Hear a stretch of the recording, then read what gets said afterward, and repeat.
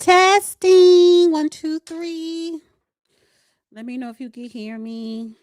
Oh my God. What a day. What a day. So, hi everybody. Welcome to Man Up Mondays with me and Judge Joe Brown.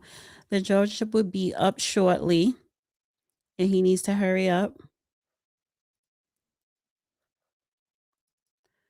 Um, Hi Ebony, Derek, Sister T. Hi guys. Hi everybody. So, listen. First of all, I prefer. Let me get this set up. You know what? YouTube, they switch up like the appearance and the functionality of YouTube mobile. It's get on my nerves. So anyway, I prefer to do the live streams early. I set it for 3 p.m. on Mondays because if it's 3 hours over by 6, and then the rest of the night I'm able to edit and figure out the shows, the clips I'm gonna upload, yada yada yada. And I have my evening to prepare for the next day. However, 6 o'clock this morning, honey, Spectrum was like, "Oh, no Wi-Fi, no Wi-Fi in the area where I live at." There was no Wi-Fi all day until 6 tonight. And I switched it to 6. And then when the guy was outside working on the pole, he was like, "This is 4 o'clock." He was like, "Oh, it's not gonna be up for another 3 hours." I'm like, "Honey, I gotta work." And so I just pushed it to 8 because he was like, "Yes, this is gonna be ready way before 8." And he was done exactly at 6, but it didn't make no sense for me to do the show then. So I'm here at 8 o'clock tonight. I'm probably not going to be finished with this show until 11. So you guys make sure you stay for the whole night. At least you have something to do. Like this video, share this live stream. Shout out to everybody on X. Please repost. I have a very good show, some good topics. Honey, we got to talk about NASA, honey, going back to the moon in 54 years. It's been 54 years. And Trump wants to rename the Strait of Hormuz the Strait of Trump. Very arrogant, very colonizationist, right? Honey, I want to talk about that birthright citizenship because Scotus will be hearing them on new arguments on Wednesday, on April 1st, on April Fool's Day. We got to talk about Ilhan and her investigation. Somaliland is saying, "Come back home, Ilhan, come back home." She's like, "No, ma'am." We got to talk about reparations for immigrants. Yes, honey, they want to give reparations. And the word reparations came out of this Congresswoman's mouth. Rashida, I forgot her last name. It was her. What else? Fannie Willis update. I have a Ghana update. Nick Cannon sprinkling some Dr. Umar. And we see where the night takes us. So please like, share, and I also have a goal. I would like to reach my goal hopefully tonight, super chat goal. I am going to have a call-in show on Wednesday when I do my show on Wednesday. So yeah, guys. So get your little cocktail or water or whatever, some little snacks, and enjoy the show. Oh, and this is when I say one last thing. Well, I think I have an eyelash in my eye. One last thing about no Wi-Fi. I felt like I couldn't do anything. And I was outside for most of the day. So with no Wi-Fi, I was less distracted to where I cleaned out my car, went and got gas, took my dog for a very long walk, and I did all that by 1 o'clock p.m. Ooh, honey. Usually, I'm just getting my day started at 1 in the afternoon. And I say all that to say, I think Wi-Fi slash the internet slash social media is a big distraction. Because if we didn't have the internet, if we didn't have social media, if we didn't have Wi-Fi, we will all be outside in the world every day, all day. And that's probably more healthier. I'm just saying, it's something to it. And I found myself outside of being frustrated. Well, this is some time to write not only my notes for the show, but just write out my agenda for the week. Yeah. So I was a little bit more focused, more so focused on when the Wi-Fi is coming up. But then when I center myself, it's like, wait a minute, it's a whole new world out there. Yes. Katanya. So I just wanted to share that, honey. Oh, I went to Best Buy. I went and got my gas. I got my gas from Costco's. I was very productive. Yes, the internet be a trap sometimes. Yes. A trap. Yes. Distraction versus the illusion, because the matrix is the internet. The matrix is the Wi-Fi. The matrix is social media. That is the matrix. Yes. The real world is outside of that. It's not logging on so you could be in the real world. So yeah, so that's that. He needs to hurry up his wannabe old ass. The judge. I'm talking about the judge. Get your vitamin D at the solar noon, usually. Yes, between 12 and 2. That's when the sun is at its peakest. Yes. Oh, there he go. Because I was about to talk about him. Like, allegedly old. Hi. No, stop talking about me. I said you are allegedly old. You're not old at all. I am, well, No, sort of, I kind think of, but anyway. that's all a myth. Like I really don't believe I don't believe it. I don't believe you are. Oh, and then when I went to Best Buy, I went to Guitar Store because Best Buy didn't have what I have, and they said, "Listen, what you need to go to the Guitar Store." That looked like a very expensive belt. Well, it may be. It's a certain special kind of belt. Let me turn this around. It's not quite where it's supposed to be. There we go. It was upside down. That's what was wrong. Should I put you backstage so you have it No, situated? I got it. I was just trying to turn the ring light on. I see a dinosaur head. Where you, oh, yeah. Well, no telling around here.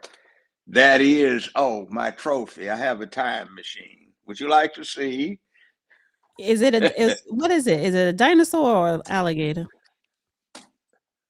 Oh, it's an alligator head. No, it's a dinosaur. Oh, it's a See the dinosaur. see Okay. the forearms. It's on Child. my wall. Something I made, but I know anyway. it's peak is a word. I don't know, honey. Okay, let's see. Peak is. I said peak is. It's a word to me, but it's peak at its peak. At its peak. But peak is Yes, sound cute, don't it? yes. Katalia said, Dana, you gonna ask him to leave you? Yes, honey, that was on my mind. I was gonna, and then it was like, maybe I'm not, because I don't want to get on his nerves. But yes, Judge, can you leave the belt in your will to me too? Because that's first of all, it's a nice belt and it looks very expensive. It is, I like but quality, and I like good quality. That's yes, expensive.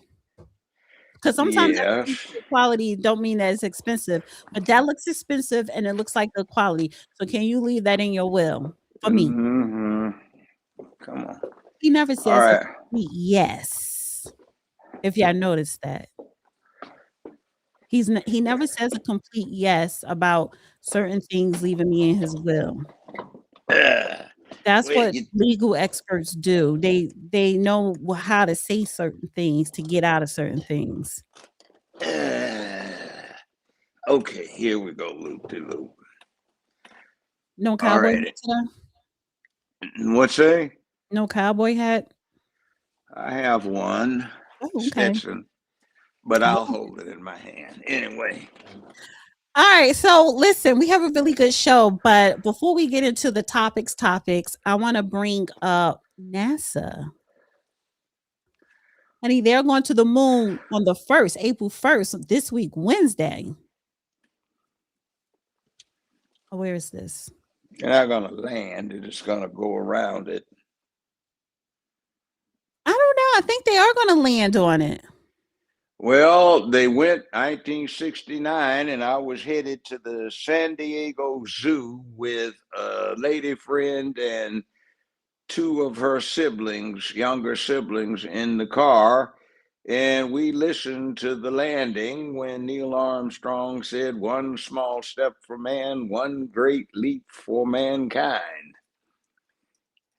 Very fascinating. See, those things were real to us, and these last two generations have forgotten all of that because that wonderful adventure was knocked out because the money was better spent on the poor people who were starving and couldn't make it. So now they have become entitled and used to sloth and somebody taking care of them like they're overgrown children. So anyway, Well, I wanted to play this clip. It's a piece of the press conference today that they had. So it's NASA Artemis, and this is just a really quick clip here. by the way, speaking of religion, you notice we still name things after Greco-Roman gods and such like.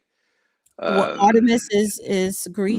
that you have Greco-Roman in that whole pantheon that became the Mediterranean culture that embraced. See, Rome at one point got up to somewhere around 180 million people. The United States didn't get to 180 million people until the 1960s.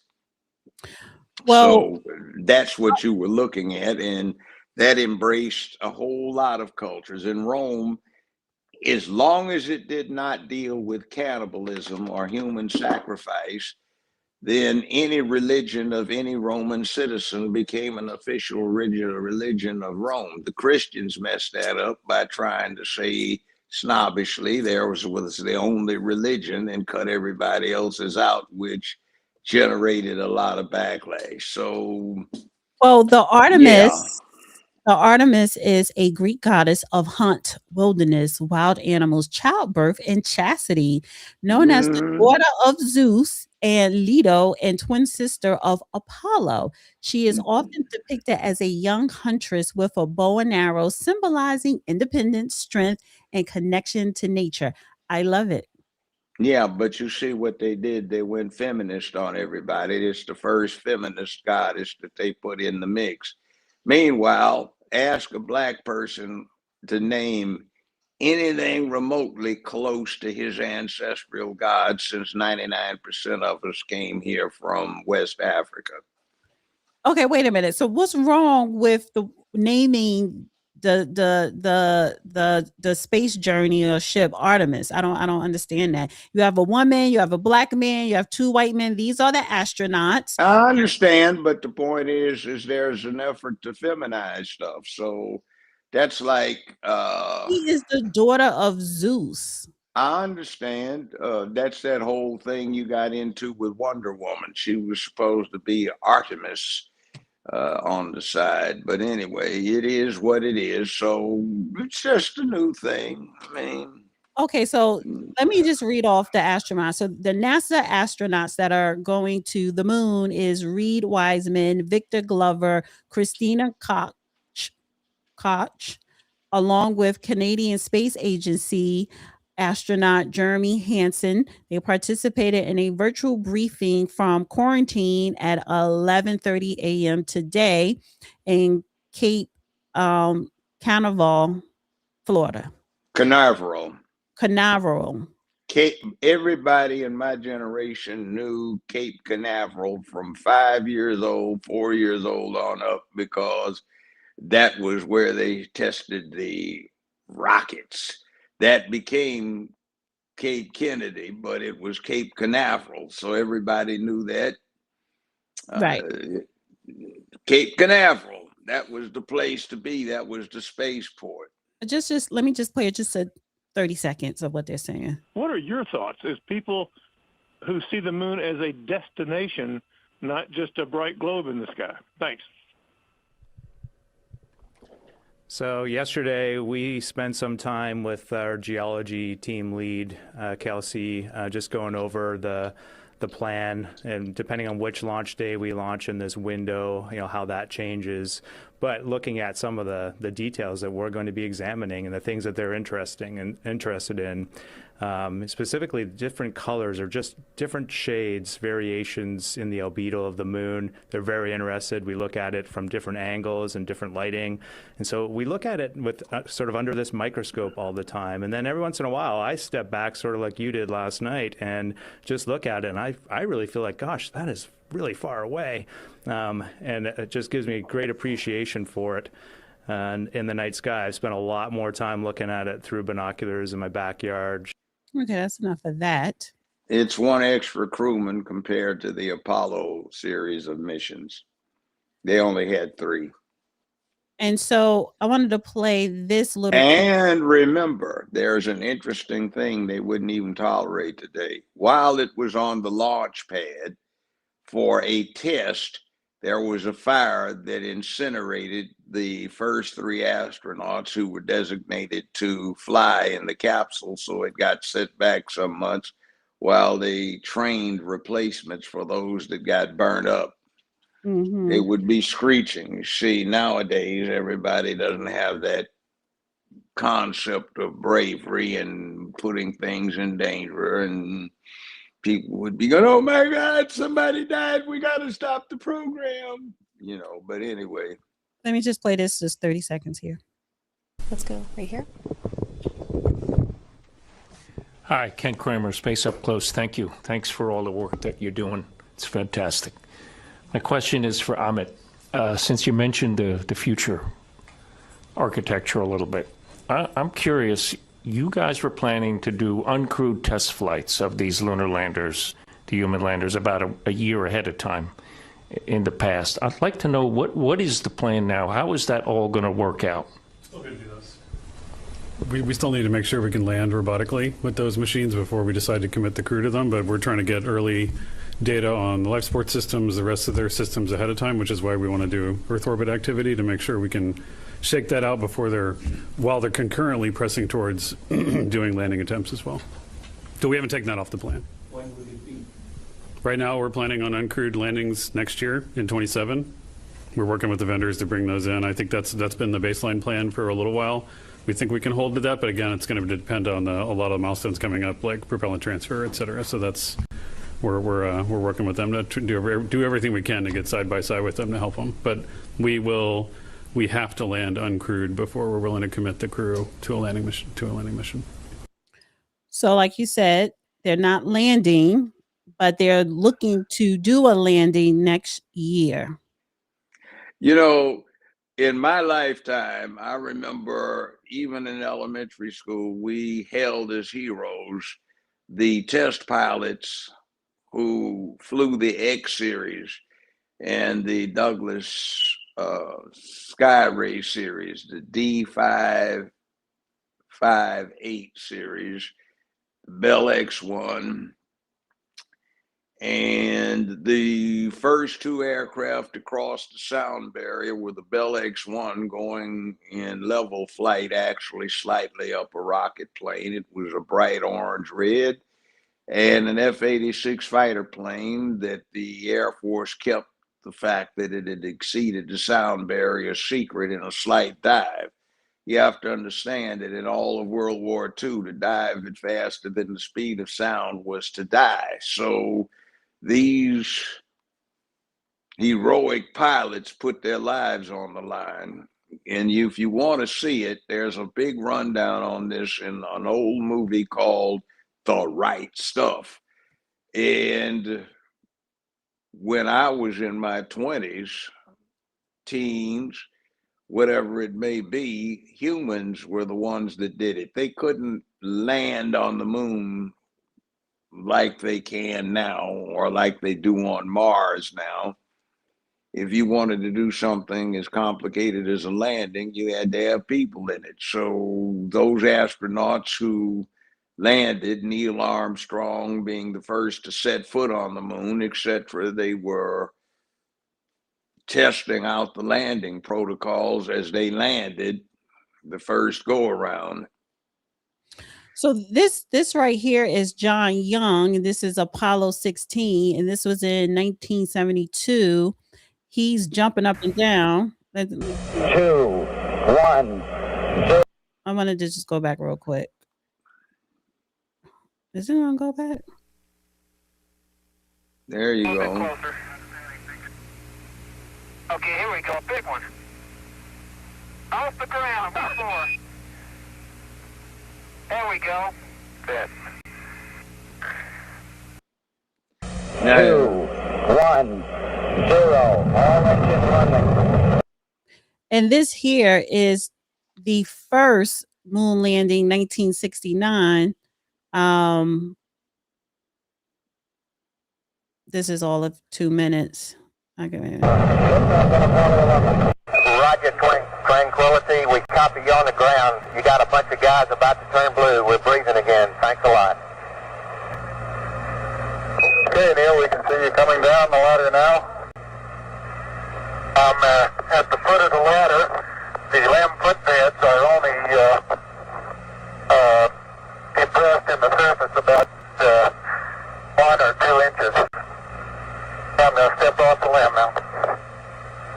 That's 1 small step for man, 1 giant leap for mankind. Tony, this is so great you can't believe it. I believe it, Charlie. It's raining, Johnny. Look at it go, would you, Charlie? You got all your steering and it's straight. Oh, this is going to be some kind of different ride.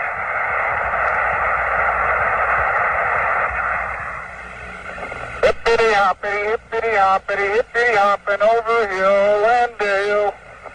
Da da da da da da da da da da da da. Hippity hopping along. Now, you know, there are conspiracies about this being a Hollywood studio. I know, and I'm going to debunk them. First off, a bit about the heroics. On this first landing, it was almost a disaster, we found out years later, but they made it. The other thing, this is when it was coming back. A good friend of mine, who his name's Randy Wade, he used to be a frogman for the Navy, which was separate at the time from the SEAL thing, and he helped get the returning moon astronauts out of the water when their capsule landed one time. So I talked to him about it. Coming back, a roommate of mine and I, we drove from DC down to Florida to Cape Canaveral at the time, and we watched a night launch of this thing. That it's very hard to describe that. We're several miles away from the launch site. It was a night when the sky turned broad daylight and the ground shook, and the sound was like nothing I've ever heard. Well, one other time later in life, I heard a sound like that. Now, the other thing is a friend in the DC area had a very powerful and accurate telescope. And while one of the Apollo missions was on the way to the moon, we got a lock on the position, and we were looking at the capsule and the module that went with it as it was headed to the moon. And we went back over to his place when they were going to lift back off and return, and we focused on the lander on the moon surface, and we watched the return module take off from the lander as it was leaving the moon. So yeah, that was real. Well, I don't see any stars. Well, I don't care what you see. We were looking at the moon with a powerful telescope. We saw the lander on the surface. We saw You the can't see that return. with a Yes, you telescope. can. You certainly can. As a matter of Well, fact, with which a pair. telescope Look, were look. you Let me looking tell you. through? It Well, it wasn't was. NASA's. No, it wasn't. You don't need that. But I tell you how powerful stuff is. With a 10 power pair of binoculars, you can look up, and if you know where to look, you can watch well, I haven't looked in years, but you could watch the International Space Station. And when they were taking a walk, you could see the astronauts outside of the station. It was amazing. And it wasn't even one where everything was tiny. This was one of those big telescopes, and it was amazing looking at that. You could Well, see a here's a lot little of bit of details. history because the United States successfully landed humans on the moon 6 times between 1969 and 1972, all as part of NASA's Apollo program. A Right. total of a total of 12 American astronauts walked on the lunar surface during these missions, which included Apollo 11, 12, 14, 15, 16, and 17. The first landing, Apollo 11, landed July 20th, 1969. Final landing, Apollo 17, concluded December 19th, 1972. Failed mission, Apollo 13 did not land on the moon due to an oxygen tank explosion and a missed opportunity. Apollo 13 was intended to be the third landing. The landings were followed by numerous uncrewed robotic landings by various countries. So it's been 54 years since a human landed on the moon. Russia and China never landed a human on the moon. It was only us. And why has it been 54 years since we left? Because we got sick. Please explain. In other words, we could have been there. We could have had a settlement on the moon. We could have been into expanding the human race out there, but we chose not to for this poisonous waste of money that has led to this huge sense of entitlement that has decayed the country's soul. That's what happened. The space program got caught because they wanted to have a war on poverty, which just became another method for pimping. So they would have rather allowed China or Russia the opportunity to surpass us, Yes, yes, even though they did not technically, but even we though did they everything didn't. else. We did everything else in outer space. So why not redo that? I don't understand it. Well, you have to take the context. This was when we had Watergate. And up until Watergate, we used to, for example, we had to have a new style of writing because the current US president wrote his letters this way. So we should all understand it. That's how much respect the president was held in. And then Tricky Dick Nixon got in there, and you had that Watergate situation in the country on top of the Vietnam thing. This is 1972 when the Nam was still going on. It hadn't wound down. This was just something went out of the soul of the country.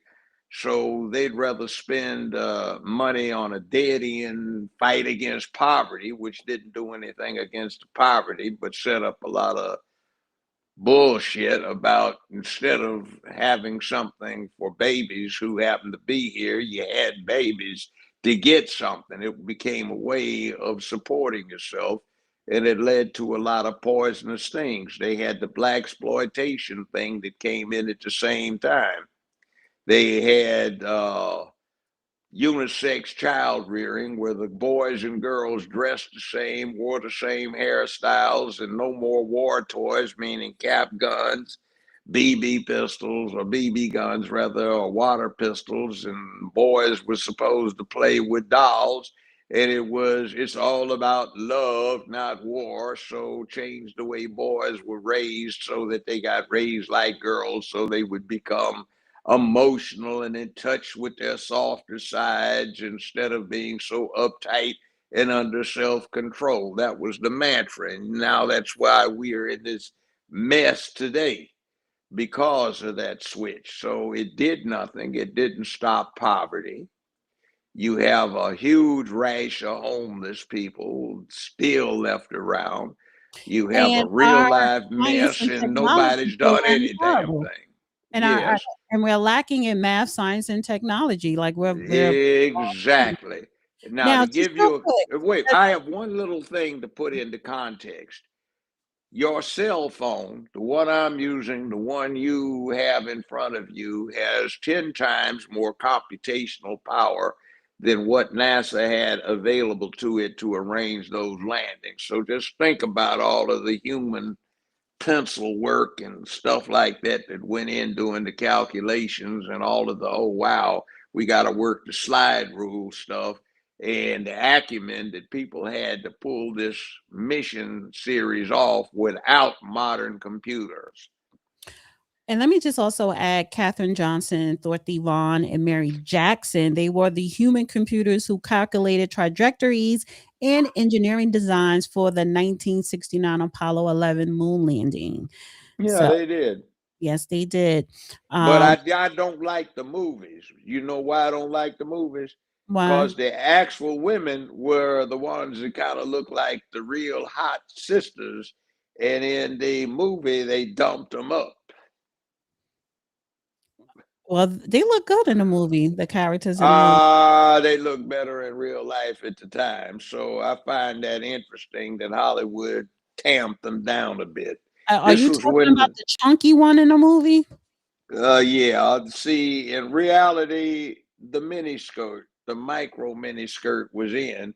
So if you can imagine going to school or out to a party or out to dinner, and your skirt was like a tennis skirt, then you get the idea.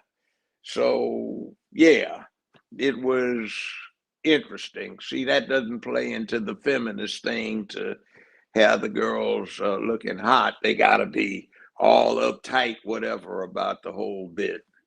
So this is the And picture. Um, yeah, now look at them. They're a lot older in the pictures than they were at the time. right. But the women in Yeah, the movies, she's pretty, and she's cute too, even though she's plump. that's not the problem. I think you just want to criticize. No, I'm not criticizing. I just don't like Hollywood. I think it's a filthy place and it fills the American public Well, at and least the that was a decent movie. It was a good movie. It's a good yeah, movie. but again, the focus was on how they overcame victimhood. See, No, it was not. yeah, it was the way they did it. It's like, oh my Because God, look how they dumped on them. Look what they achieved. In fact, getting dumped on. See, everybody in the well, they United weren't, States but was dealing no, with the that. black people of that time and in that movie were not they didn't portray themselves as victims. They were married. They didn't. They didn't. But The way they Hollywood carried was trying to themselves. give that. See, Hollywood, I heard Hollywood's discussion of that movie. I was at Paramount and I was their number one, number two show in their most profitable entity. So I could walk the hallways of power at Paramount and I listened to what their executives were saying. They had a hidden message in there about, oh, how horrible everything was and how they were getting mistreated. They were subtle about it because they did accomplish something. But that was what they intended. And that was, you remember in high school, boys and girls, what do you think the author really mean when they wrote this chapter here? What was their hidden meaning? That kind of thing. All right. So I heard what they had to say about it.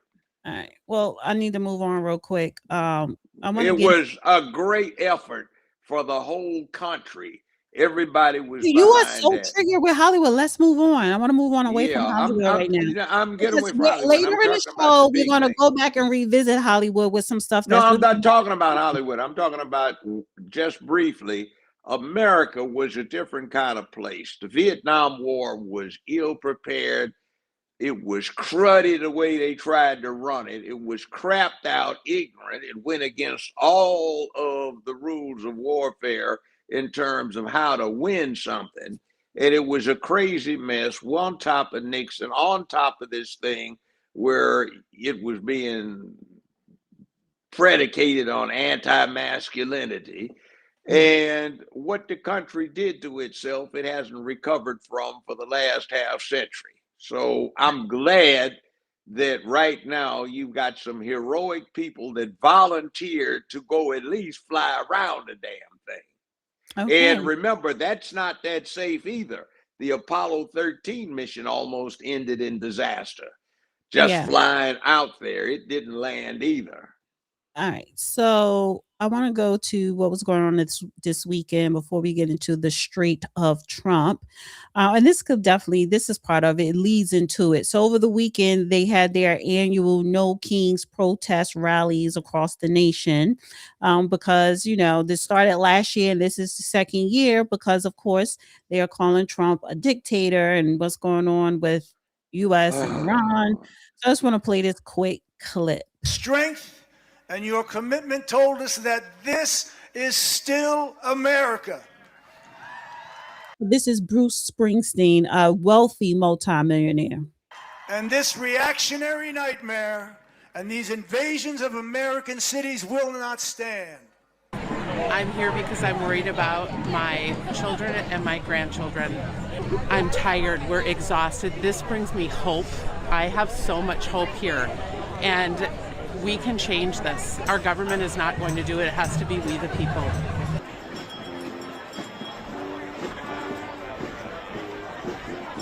What we provide is mockery to the king. And we call this part of the Mock and Awe tour. And that's really about just taking authoritarianism and making fun of it, which they hate. And that's what we're doing. And no one, not the bully in chief, not the racist in chief, not the wannabe king, no one is above the law. They want us to be afraid that there's nothing we can do to stop them. But you know what? They are wrong, dead wrong, because we know better. Millions of us are not afraid to know our rights and exercise them, to stand up for each other and our hard-fought freedoms. You know what I have to say about that? I got knocked off of X by the residual effects on the bureaucracy of the far left. I didn't get knocked off by conservatives. We have problems all the time, not from conservatives, it's from the far left. They want to restrict free speech. That's First Amendment. They want to wipe out the Second Amendment, the right to protect yourself and be armed and offset the government. Third Amendment, there's never been a case in law in the history of the United States on that one. It's just got to do with quartering troops. Never has happened. Fourth Amendment, search and seizure. The far left is the one that wants to diminish that. If you listen to that clown Kamala Harris talking about it, and the Fifth Amendment, they want to emasculate that. You can see what they did with Bill Cosby on that one and what they try to stomp on with that Sixth Amendment. They don't give a damn about that. They're the ones that are the totalitarian freaks here, the Nazis. The National Socialist Workers' Party is what Nazi stands for. So who is the Socialist Party that's national around here? The line leads right back.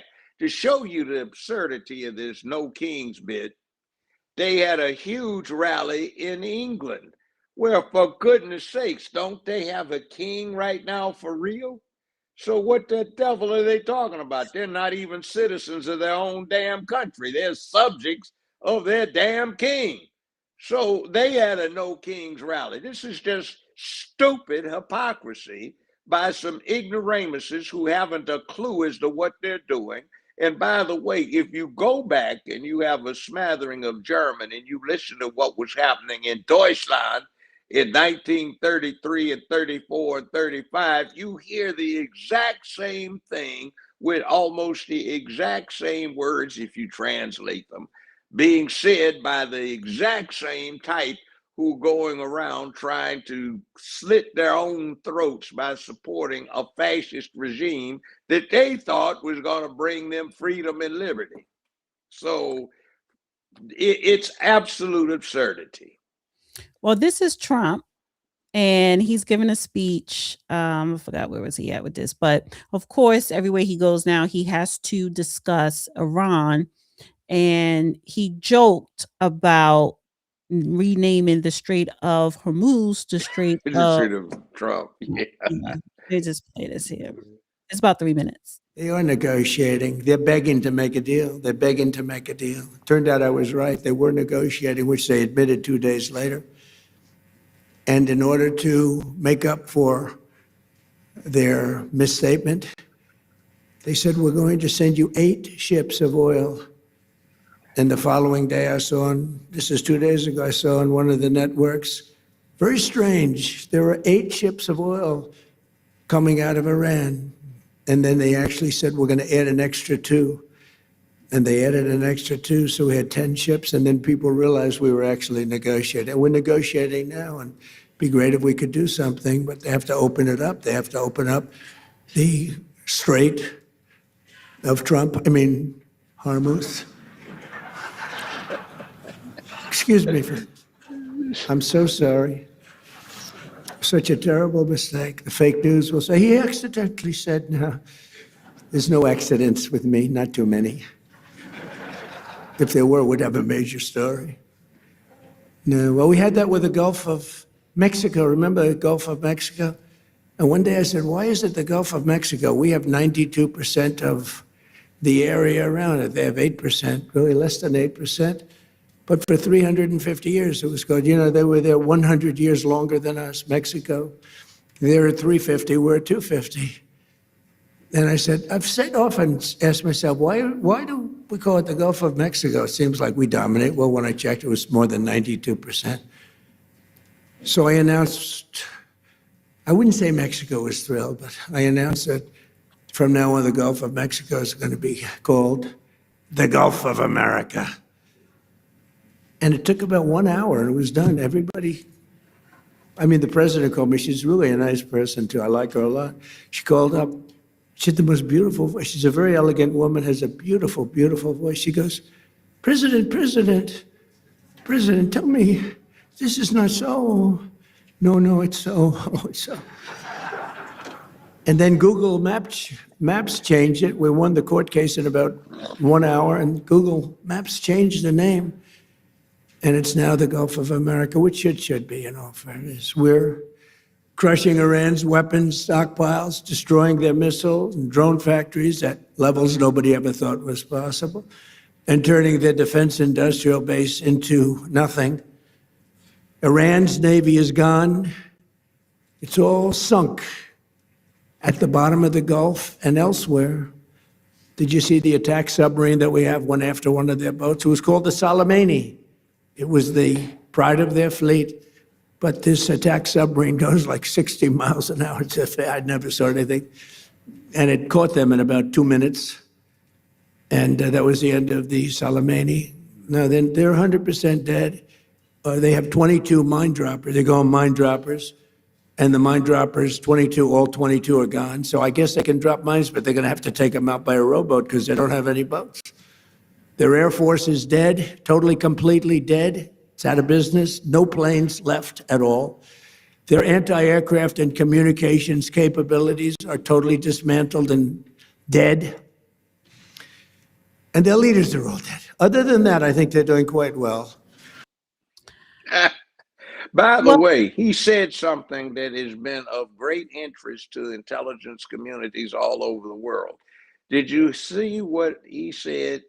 The sub was going 60 miles an hour. That is in miles an hour, not knots per hour.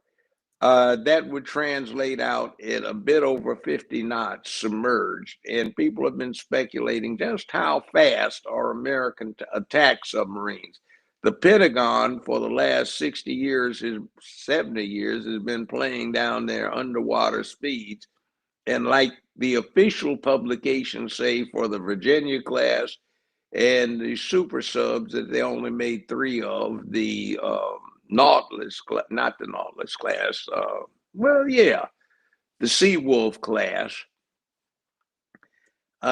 They've been speculating somewhere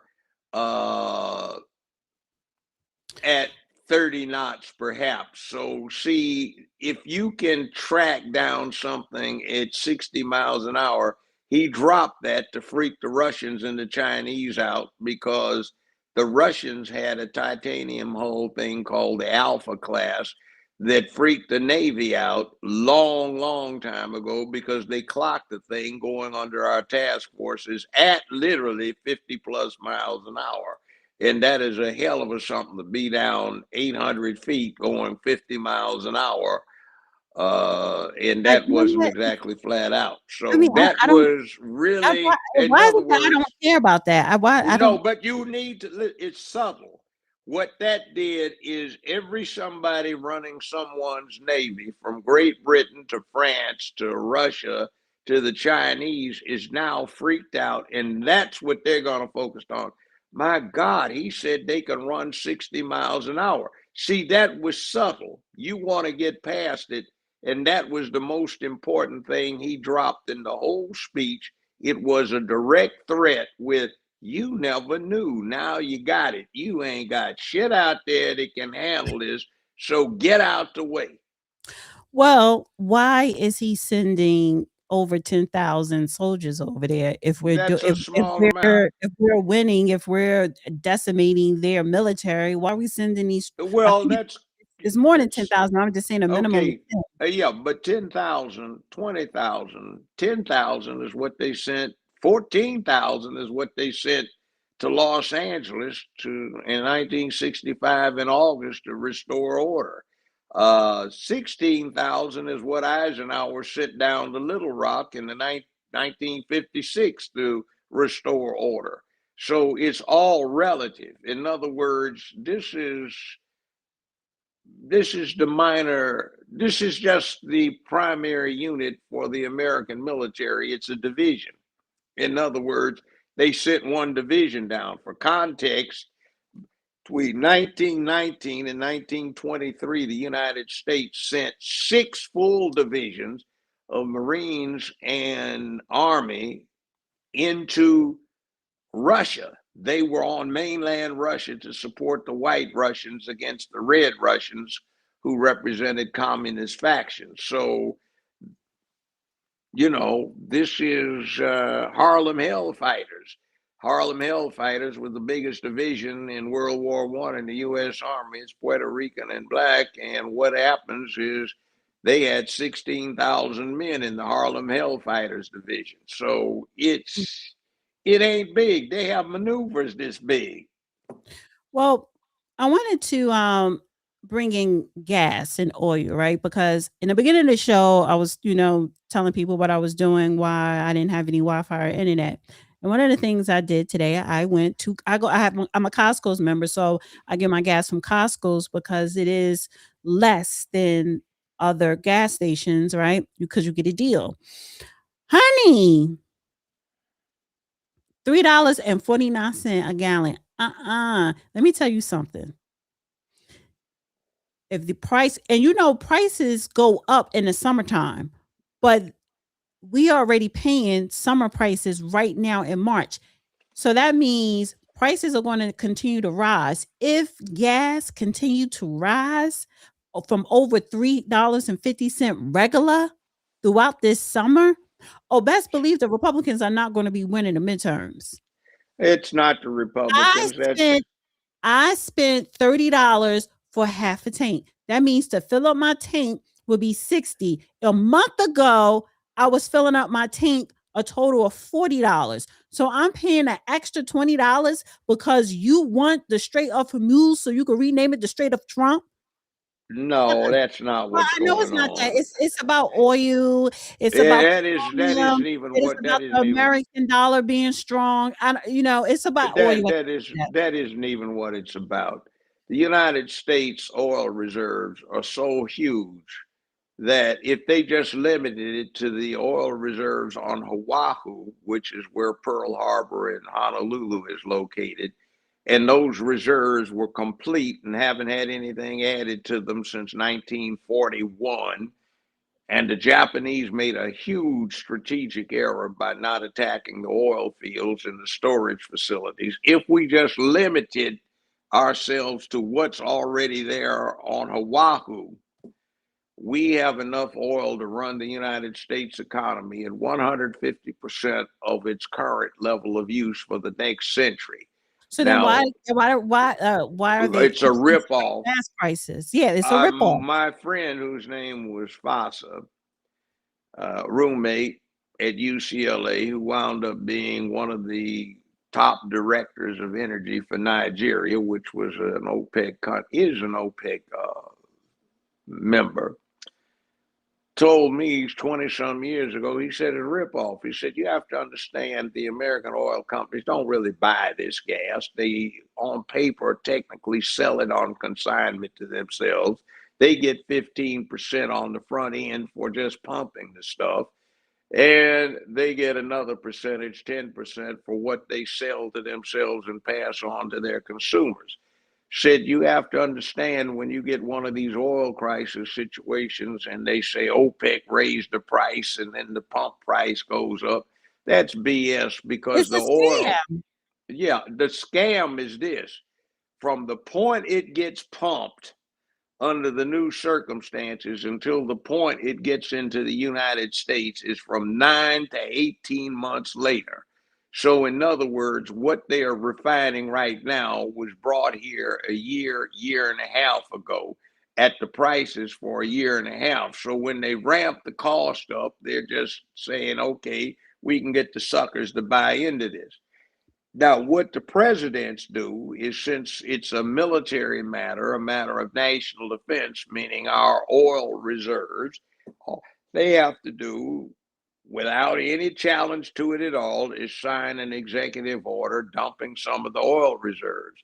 Now, Biden signed several that dumped some of the oil reserves to keep the price down so the Democrats would not get hit with the consequences. Trump can do the same thing, but he wants to stop that rather than letting this fester. Some people say, well, there's not enough oil reserve capacity right now to do that because of the huge amount of oil that was dumped out of the reserves by the Biden-Harris administration.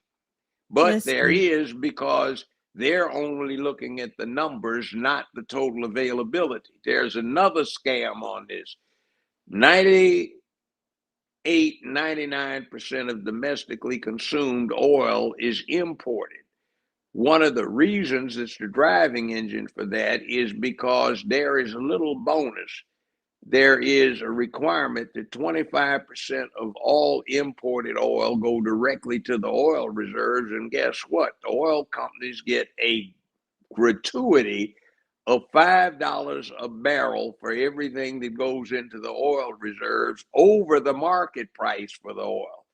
So if the oil is $110 for 55 gallons, that's a drum, then what happens is whatever the market price is for that, the oil company gets $5 added on top of it by U.S. law if it's put into the oil reserves, and 1/4 of everything that's brought in has to go into the oil reserves, which gives them an enormous profit. Plus, they get to rip off the ignorant public that doesn't get it and allows it. So when they manipulate OPEC into raising the price, the actually expensive oil doesn't get here for a year and a half, but they so can raise it on the basically, cheap stuff. what oil companies are doing when we quote unquote go to war or invade a country or what have you, like we're doing Iran, that's their excuse to hike up prices to make more money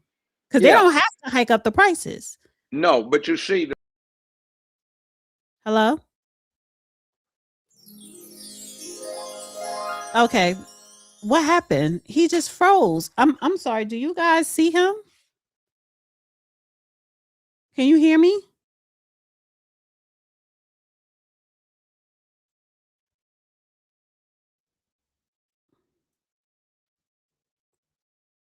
Hello? Okay, it wasn't me, it was him.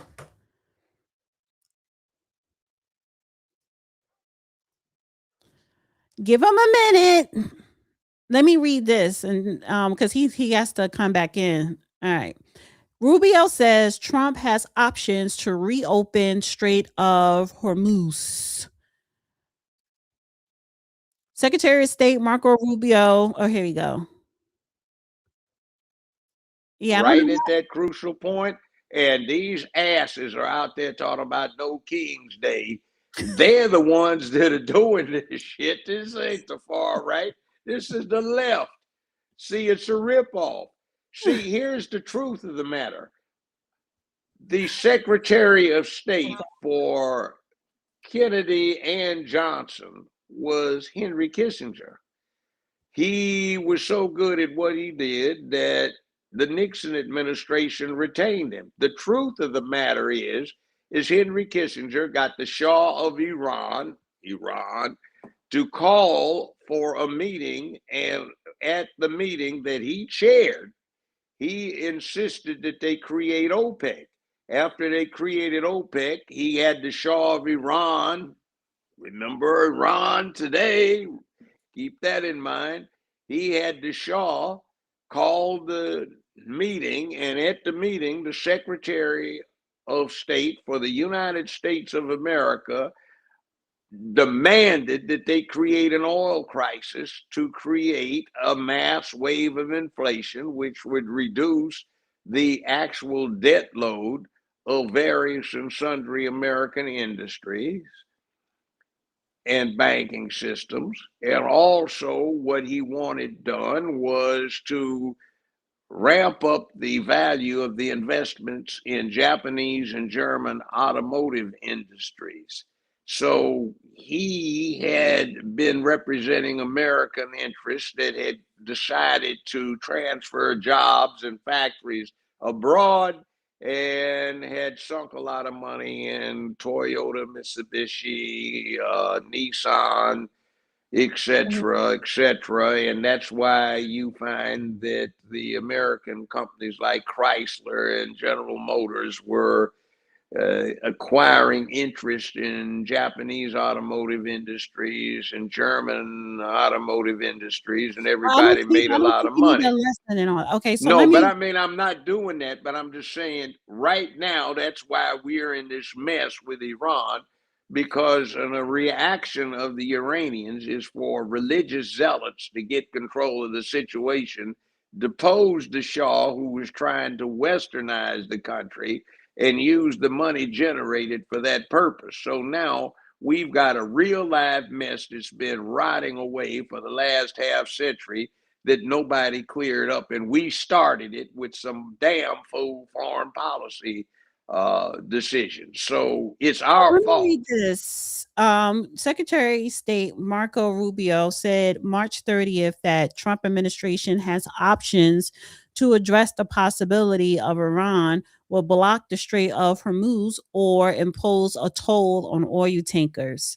President Donald Trump on Monday morning warned Tehran that U.S. military could blow up Iranian energy infrastructure if the regime does not move to open the strait, a key waterway that connects the oil-rich Persian Gulf nations with the broader Indian Ocean. But he also stressed that talks between the two nations are ongoing and progress has been made. Now they are making threats about controlling the Hormuz Strait in perpetuity, creating a tolling system and the like. That's what Rubio told ABC News this Monday morning. That's not going to be allowed to happen. And the president has a number of options available to him if he so chooses to prevent that from happening. The Iranians are threatening that they are going to set up some permanent systems in the Straits of Hormuz where they can get to decide who goes through the international waterways. So my thing is, listen, it's on their side of the country. That's their territory. Who are It we? ain't. It ain't. It ain't. It's not That has ours. been no. It's been international waters for the last 2,000 years. And when 150 some years ago, the French and the English collaborated to build a Suez Canal through there in the area, it became international. So they are in a position of doing like, say, 60 years ago, if somebody, say Cuba, said, we're going to block access to the Panama Canal. That's about the same kind of thing. It don't belong to you, Cuba. Get the hell out of the way. You didn't build it. You don't control it. It's piracy. And by the way, you know what he did? Back to this thing about 60-mile-an-hour submerged speed for a submarine. He just said the equivalent of, you want to mess with us? We got something in secret. We got a real live ray gun we're going to turn on you so we can go Star Wars on you. Or it's the equivalent of the F-117 stealth fighter, which was actually a medium bomber that could not be detected on radar, that we kept top secret and under wraps for the longest time. So it's like we got a secret weapon. We got a weapon that ain't secret really, but we just conceal what it can do. If we can run down 60 miles an hour underwater, you ain't got nothing that can stand. And that is a message to China to keep your ass out of Taiwan, because you can talk about your hypersonic cruise missiles taking out aircraft carriers, but you ain't got nothing that can hang with a 60-mile-an-hour submarine. So that is a warning. And that is probably going to be the biggest thing out of that speech. He said 60 miles. You think he's bluffing? Is he crazy? So listen, so this is the Strait of Hormuz here. Hormuz. And see this little thing right here. See that little spike right in the middle where it sort of does that little bow tie effect? That's where that island is located that they're counting on to keep that thing under their control. And that's probably on this very small island is where they're going to do a landing. Right It there. will be a raid. Yeah, that one, it'll be a raid in and out real quick, kick ass, wipe the place out. Okay, you can have it back now. You do what we say, just like going back to ancient Rome. You're now a client, otherwise we'll stomp you flat. And see right over here to the far right of the picture, white, when it widens up, continental shelf drops off down 1,000 meters, which is 3,000 some feet. So it gets real deep down there. So in this area, just from this knuckle you see down is submarine territory. So Down in here? yeah, down over here to your right, where it widens out, the Yeah, right here. seafloor. Yeah, this from that point to the right, going to the lower right, the seafloor drops down a little bit further to the right. The seafloor drops down to 1,000 meters, which is Because you're going submarine out into country. the ocean. Yeah. Yeah, that's it. It's a choke point, but you see all of this world's traffic goes through there. So Iran may be having delusions of grandeur, saying we can control the world's traffic, where most of its oil, one way or the other, passes through there, so we can get a lock on power all out of proportion to what we otherwise have. And the U.S. Navy's going, no, you ain't. Yeah, but the And Suez see, Canal, isn't that over here near Egypt? Oh, it's right here. Oh, so yeah.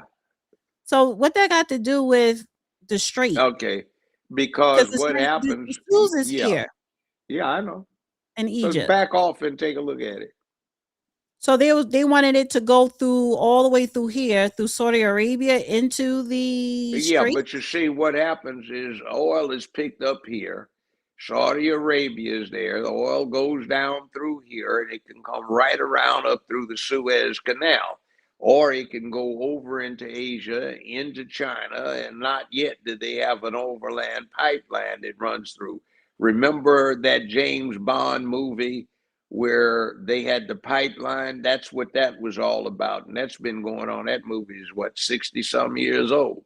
So that's what it's about. This Suez Canal that goes up here, around here, and see, everything can go through the Mediterranean directly to the United States, or go through that and back to China, Japan, whatever. And by the way, for Memphis, I was proposing that they encourage the trade that comes both ways through that canal, but it would run right over here, where immediately to the right, you've got this Strait of Hormuz where they're trying to control the traffic in and out. That is a harbor which would have allowed the Iranian Navy to conduct raids on commerce in and out of the area. But now they're sunk, so they can't do it. So how are you going to control the ocean if you don't have a Navy? And meanwhile, the Air Force has been destroyed, and we have absolute air superiority. They can't even fart with our permission and pollute the air with it then. So, it's like you are at our mercy. What are you going to do? Continue to bad mouth with how you talk, or are you going to do what we want you to do, which is straighten up? This ain't for the rest of the world. And it's sort of like being on a playground when you were in the 7th grade and you go back to your old elementary school and you're a 7th grader, and there are some 4th and 5th graders that don't like you coming back and they're talking about what they're going to do to you. You say, what? What did you just say? Come over here. Smack him upside his head. Get out the way. And that's kind of the reality. Might makes right. Sounds good, but who knows? But I mean, that's a shock to me. That is, see, the Navy controls let me play this. commerce, and if they've got a 60-mile-an-hour submarine, it's like, whoa, that's what stands out. Let me play this clip real quick. Thank you. And on Iran, if Iran is kind of cherry picking what tankers get to go through the strait now and contemplating big tolls on those tankers, is that consistent, or how is that consistent really with the president's message about really wanting the strait to be fully open? Does the administration support a regime or system where Iran is effectively charging tolls on these vessels to access? That's not something we support, and I would reject that they are cherry picking. In fact, as you know, these tankers that are moving through, the 10 that were previously announced and now the new 20, the announcement of 20 additional tankers, which we expect to see over the coming days, are a result of the direct and indirect talks that are taking place between the United States and Iran. So you wouldn't have seen those tankers if not for the president's diplomacy and his team engaging on this matter, which we expect that compliance moving forward. And it's, again, something that we're working on very closely. Okay, interesting factoid. 1775, the U.S. Marine Corps comes into being. That's 251 years ago. That's 1 year before they created the Continental Army. And if you want to understand what's going on, just go to the Marine Corps hymn. What is that passage? From the halls of Montezuma to the shores of Tripoli. That's what they're talking about there in the very same area, just a little bit further to the west there in the Mediterranean. That's where the Marine Corps and the United States Navy took the Barbary pirates on, put them in their place, kicked ass, and got a restoration of their national rep. And if you want to see one of the consequences, it's still in commission in the U.S. Navy. That's the USS Constitution in the Baltimore Harbor, which is an interesting tourist destination. Go take a look at it if you ever get to Baltimore. It's interesting. But see, this is ancient history. All right. I want to 1806, 220 years ago. Well, I want to move on to Ilhan Omar. So before I do, guys, please like this video, share this video, share it, like it. And if you have any questions or comments, please do so via Super Chat. I have a goal. So yeah, so support the platform, but make sure you hit that like button. It's very important. So Ilhan Omar is being investigated by JD Vance fraud task force. And I want to play this clip. I actually have a couple of clips on her. Let's start with this one. They are doing. But according to Vice President J.D. Vance, it's Omar who's doing the lying. Vance said that this week that he thinks Omar definitely committed immigration fraud and is now looking to build a case against her. A spokesperson for Omar called the accusation, quote, ridiculous lie. But the tiny African nation of Somaliland, different than Somalia, is ready to help and is calling for Omar to be extradited to them. I say let's do it. All right.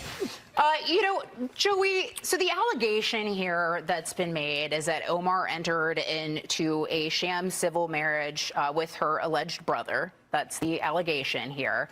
Do you think Vice President Vance really believes that she committed immigration fraud, or do you think he's just playing to the base ahead of a 2028 presidential run? I don't know. I mean, it seems like he believes it. I don't know what he knows that we don't know. Just the timeline here.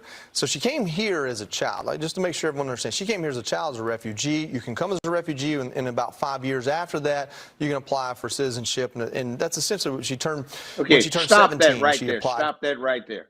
Remember me saying months ago that the scam that the Biden-Harris thing was pulling off is to grant the illegals refugee status, which means you can automatically become a citizen in 5 years and vote, which means that right now you would have had all of these people, had she gotten in office, in a position to vote in this up and coming midterm election so they could have the substantial voting impact on maintaining that sick agenda that they have, that rainbow mess. Now, this goes to that point. They're actually saying exactly what the whole deal was about. They'd rather jeopardize the internal security of the United States so they would have control. Remember the last several weeks I've talked about the census data is showing that California, New York, New Jersey, Illinois, Michigan, etc., they're going to lose at least 6 congressional seats because of population migration. The Census Bureau, by the way, and I'll send you some of the stuff, just released some records. It's like San Francisco did not fall down as far in population as some of these places did. But when you look at the charts, you see that all of their gain came from foreign immigration, not from internal immigration. Nobody's moving from the Midwest to San Francisco. How it got this slight population gain was from foreign migration, meaning illegal aliens are adding it up. And the Census Bureau doesn't put any designation about that in there. It just tells you this is foreign immigration. So they were trying to alter the immigration patterns in the United States because people just got sick of the taxes, the high cost of living, the unaffordability of housing, and what their dollars could buy due to inflation. So they're moving from the East Coast and the West Coast more inland and more to the south. So that meant that all of these places that had been used to having X number of congressmen to go vote on whatever their weird agendas are, social agendas are, will lose that ability. So they were trying to build up a population increase by opening up the borders. And because of just what that guy said, refugee status, within 5 years, they automatically become citizens and they can vote right there. We talked to some people on X-Base. Remember how long has that guy been here? 36, 7 years trying to become a citizen, doing it the right way. 40 years, 15 years, 9 years. The average time somebody spends trying to become a citizen is 9 years. They have to take classes, take exams, but this is why we've had this open border so they can be declared refugee. And as chief diplomat, the president could sign an executive order giving retroactive status back to, say, when Biden got elected and sworn in January 2020. So this is 2026. all that bunch would be able to vote. All right, let me finish playing a little bit more of this. For it through her father is what she says. So she has legal status in a pretty common way for refugees. It's not her legal status that is in question. It's did she help someone else gain citizenship fraudulently? I don't know the full timeline. Basically, she was married to someone, divorced that person, got married to someone else just long enough for them to become a citizen, then divorced that person. Or she was common law married to someone, lived with someone, then married this other person long enough for them to become a citizen, then broke that marriage up and married the. If you're in, you know, a trailer park down in Georgia where I'm from, this kind of stuff does happen. I mean, it's kind of a, you know, redneck, white trashy way of doing things. I've seen it happen. It's not normal. It's not common. It's kind of odd. And there is a motive here that needs to be looked at. I don't know what the truth is. I don't know enough about these people, like her and the individuals in this. But it's enough to look at, especially if you're going to be in Congress. It seems like you would, you know, oppo research and kind of make sure you're locked tight on something like this. So, yeah. She could go to jail. Well, by the way, you know what that is? When I was a criminal defense lawyer, I'd have clients that got indicted on 4, 5, 6, 16 counts of indictment. I'd walk them on all of the counts but one. You know what that one would always be? Making a knowingly false statement to a federal agency or agent. And if you made a knowingly false statement, then that becomes a criminal act and you can go to jail for that. So when sentencing, the federal judge under the federal sentencing guidelines is entitled to look into all of the other criminal activity, even the stuff you weren't found not guilty of, in terms of coming up with a sentence. Now that we have the fraud task force here inside the United States, what will you guys be doing different than something that we haven't done before to tackle fraud here? Well, two really big things, Nick. So the first of all is we're going to be coordinating across the government in a way that's really never been done before to focus on anti-fraud. So let's say, for example, that Scott Bessent or somebody at the Secretary of Treasury's office sees a fraudulent payment made, but it's not, you know, it's not at the Treasury Department, it's at the Center for Medicare and Medicaid. There's going to be coordination now so that when one person in the government sees fraud happening, they're actually telling everybody else so that we can get to the root of it and hopefully prosecute it.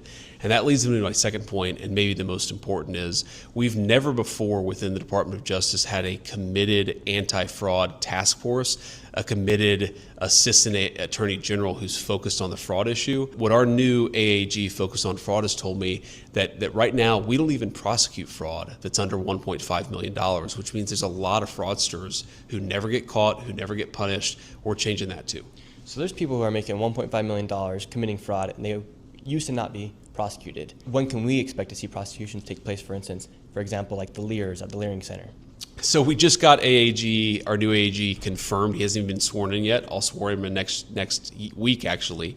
And look, I think the plan is we got to start doing prosecutions as quickly as possible. These cases take a little while to build. You've got to investigate. You've got to gather evidence. But now that we have that guy set up, now that we have Colin McDonald set up, I think in a matter of months, we should be seeing a significant ramp up in the number of prosecutions that we're seeing.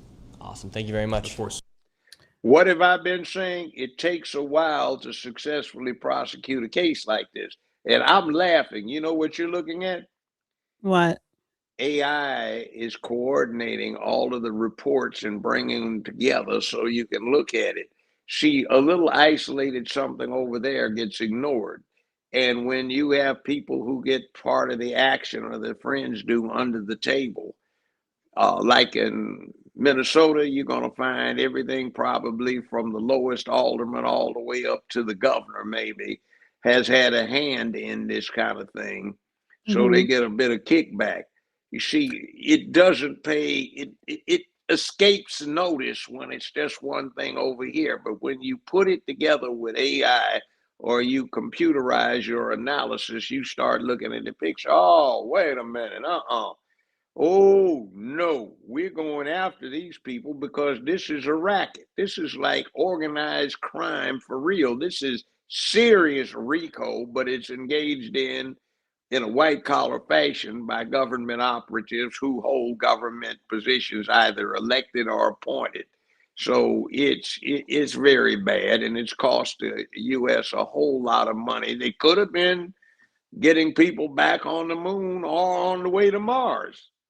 And by the way, we were supposed to have landed on Mars the first decade of this century, 25 years ago, and we Yeah. didn't because of the fraud where all the money's getting eaten up by this stuff.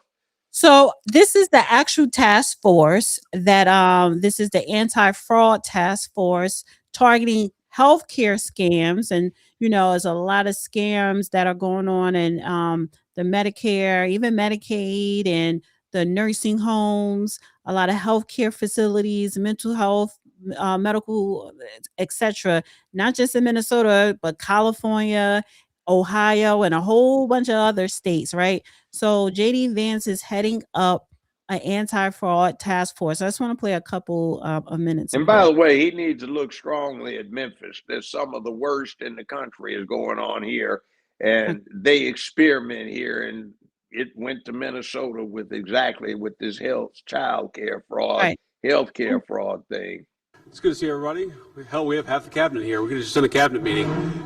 It's good to see everybody, and good to see the press this morning. So we're going to say a few words and then kick you guys out for the interesting part, which will be the closed door meeting.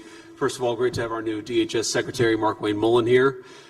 Great to have Colin McDonald here, who has been confirmed but not yet sworn into his new position at the Department of Justice. And I would say that's maybe the most exciting thing that's actually happened on the fraud task force is the fact that we now have a leader on the anti-fraud side at DOJ who's going to work with the task force, who's going to use the resources that we're putting together to make sure that we really supercharge this anti-fraud effort. So let me just say a few things about this, and then I want to kick it over to Andrew. Oh, hello, Brooke. Brooke's alarm clock didn't go off this morning.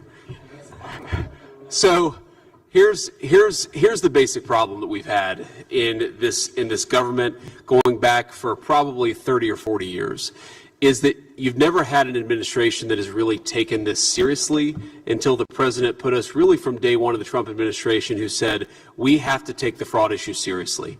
And a lot of the anti-fraud protections that existed in our government for a very long time were actually turned off by the Biden administration. So we think fraud has been a problem for a long time. It became a massive, massive problem under the Biden administration. We're going to do a number of things. First of all, we're going to turn back on those anti-fraud protections so that all of these cabinet officials are looking at what's going on and focusing on it. The second thing is that we're going to take a whole of government approach. So much of what's going to make the anti-fraud task force work is that we're communicating across different departments. So when Bobby Kennedy is talking to Scott Bessent about things that he's seeing in Medicare and Medicaid, when Scott is seeing things at Treasury, when Brooke is seeing things at Agriculture, when Scott is seeing things at Housing and Urban Development, what we're going to actually do is force the bureaucracy to take this seriously and work together as political principles to make sure that we stop allowing fraudsters to steal the American people's money. And that brings me to my final point before I'll kick it over to Andrew, who is leading this anti-fraud task force. This is not just theft of the American people's money. This is also theft of critical services that the American people rely on. Some of you have heard me tell this story before, but I think that the autism scam that we've seen in the Somalian parts of Minnesota really illustrates well what's been going on across whole layers of our government. So you have a program set up under Medicaid to help autistic children and their families get the resources that they need, because of course we know that when you have a kid who's on the spectrum, it requires a little bit more help, a little bit more services. And so the government, enforcing the mandate from the American people to be kind and compassionate to our citizens, has set up this program to help families who are dealing with these particular struggles. Now, what we've seen is Somali fraudsters at an industrial scale taking advantage of that program to the tune of millions and millions of dollars. And there are two separate tragedies there. The first tragedy is that you have people who pay into the federal government, who pay into the IRS, who pay their taxes expecting that those taxes will go to help their fellow citizens, and it's not going there. It's going to help fraudsters. That's tragedy number one. And the more important tragedy is that you have families who need these services who are unable to get them because people are getting rich off of fraud schemes instead of making sure that autistic children and their families get access to these resources. And unfortunately, that story while it's very concrete and very obvious what we're seeing in Minneapolis, it is replayed again and again and again across many states and across many different programs. It has to stop. The President of the United States has ordered us to stop it, and that's what this task force is going to do. So without further ado. All right. Well. No, what was What the point is in addition to the widespread corruption, which spreads disrespect for law and order, which requires, to a great extent, not looking at things too carefully, that leads to crime and death, theft and death in the cities. And also, as a national defense thing, the intelligence community has developed at a minimum of about $160 million and probably north of 300 million has been transferred from Minnesota through the Somalian community directly to Al Qaeda and some of our deadliest enemies to finance their operations. So that's just unacceptable. And I call attention to what's happening right here where I live, Memphis, Shelby County, Tennessee. That corruption is spreading from here to where it is. And if it's rife in Minnesota, everything they're talking about in Minnesota happened here 15, 20 years ago. And right now they're talking about building bridges, which just means both parties are caught up in a mess where we call them rhinos, are trying to work with the Democrats so they can continue to rip off money. Right now, I've added up close to several $1 billion that they have in line to acquire through fraud. So it's bad. I want to swing back to Ilhan, and I want to play this clip here. And one other thing about Ilhan, before you get into that, look at Ilhan. Look at her keen features, and she's a paper bag brown. The typical Somalian does not look like that. And what you have is an elite caste that fled Somalia, came to the United States, and they brought the corruption that they were ripping to shreds the Somali public and public interest. And they brought it over here, and they found a more fertile field for their criminality than they had over in Somalia, which is why they got run out. Just look at some of the stuff out there and see what the Somalis look like who are still in Somalia, and look at this bunch you're seeing right now on national television and notice the difference. All right.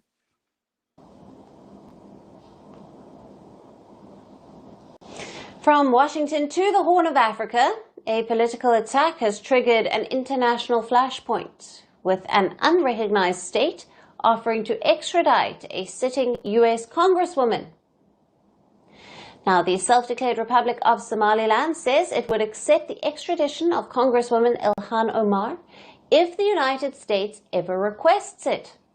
Now, in a post on X, Somaliland struck a mocking tone, suggesting that any deportation would simply mean sending Omar back to her kingdom, and signaling that it would be ready to act if asked. And that's not it. The official account also endorsed a series of posts on X aimed at mocking and disrespecting the US Congresswoman. So how did it get here? It started in Washington with an accusation from US Vice President J.D. Vance. In a podcast interview, Vance alleged that Omar has committed immigration fraud, and his legal team is now exploring options to build a case. We think Ilhan Omar definitely committed immigration fraud against the United States of America. We're trying to look at what the remedies are. How do you go after her? How do you investigate her? How do you actually build a case necessary to get some justice for the American people? Omar's office has strongly rejected the claims, calling them a ridiculous lie and a political distraction from falling poll numbers and rising gas prices. This isn't just a war of words, as this new controversy is backed by a federal action. Earlier this month, Donald Trump raised the stakes by signing an executive order to set up a federal fraud task force. Trump specifically targeted Minnesota, claiming that a $19 billion fraud had occurred in the state. When you look at the Minnesota scam, A lot of it has to do with Somalia. Complicit, I believe Ilhan Omar is, she married her brother, supposedly. I mean, there's a lot of documentation. That means she's here illegally and she's a congresswoman because she's one of the ringleaders here. She's bad news, really bad news. She's so bad for our country.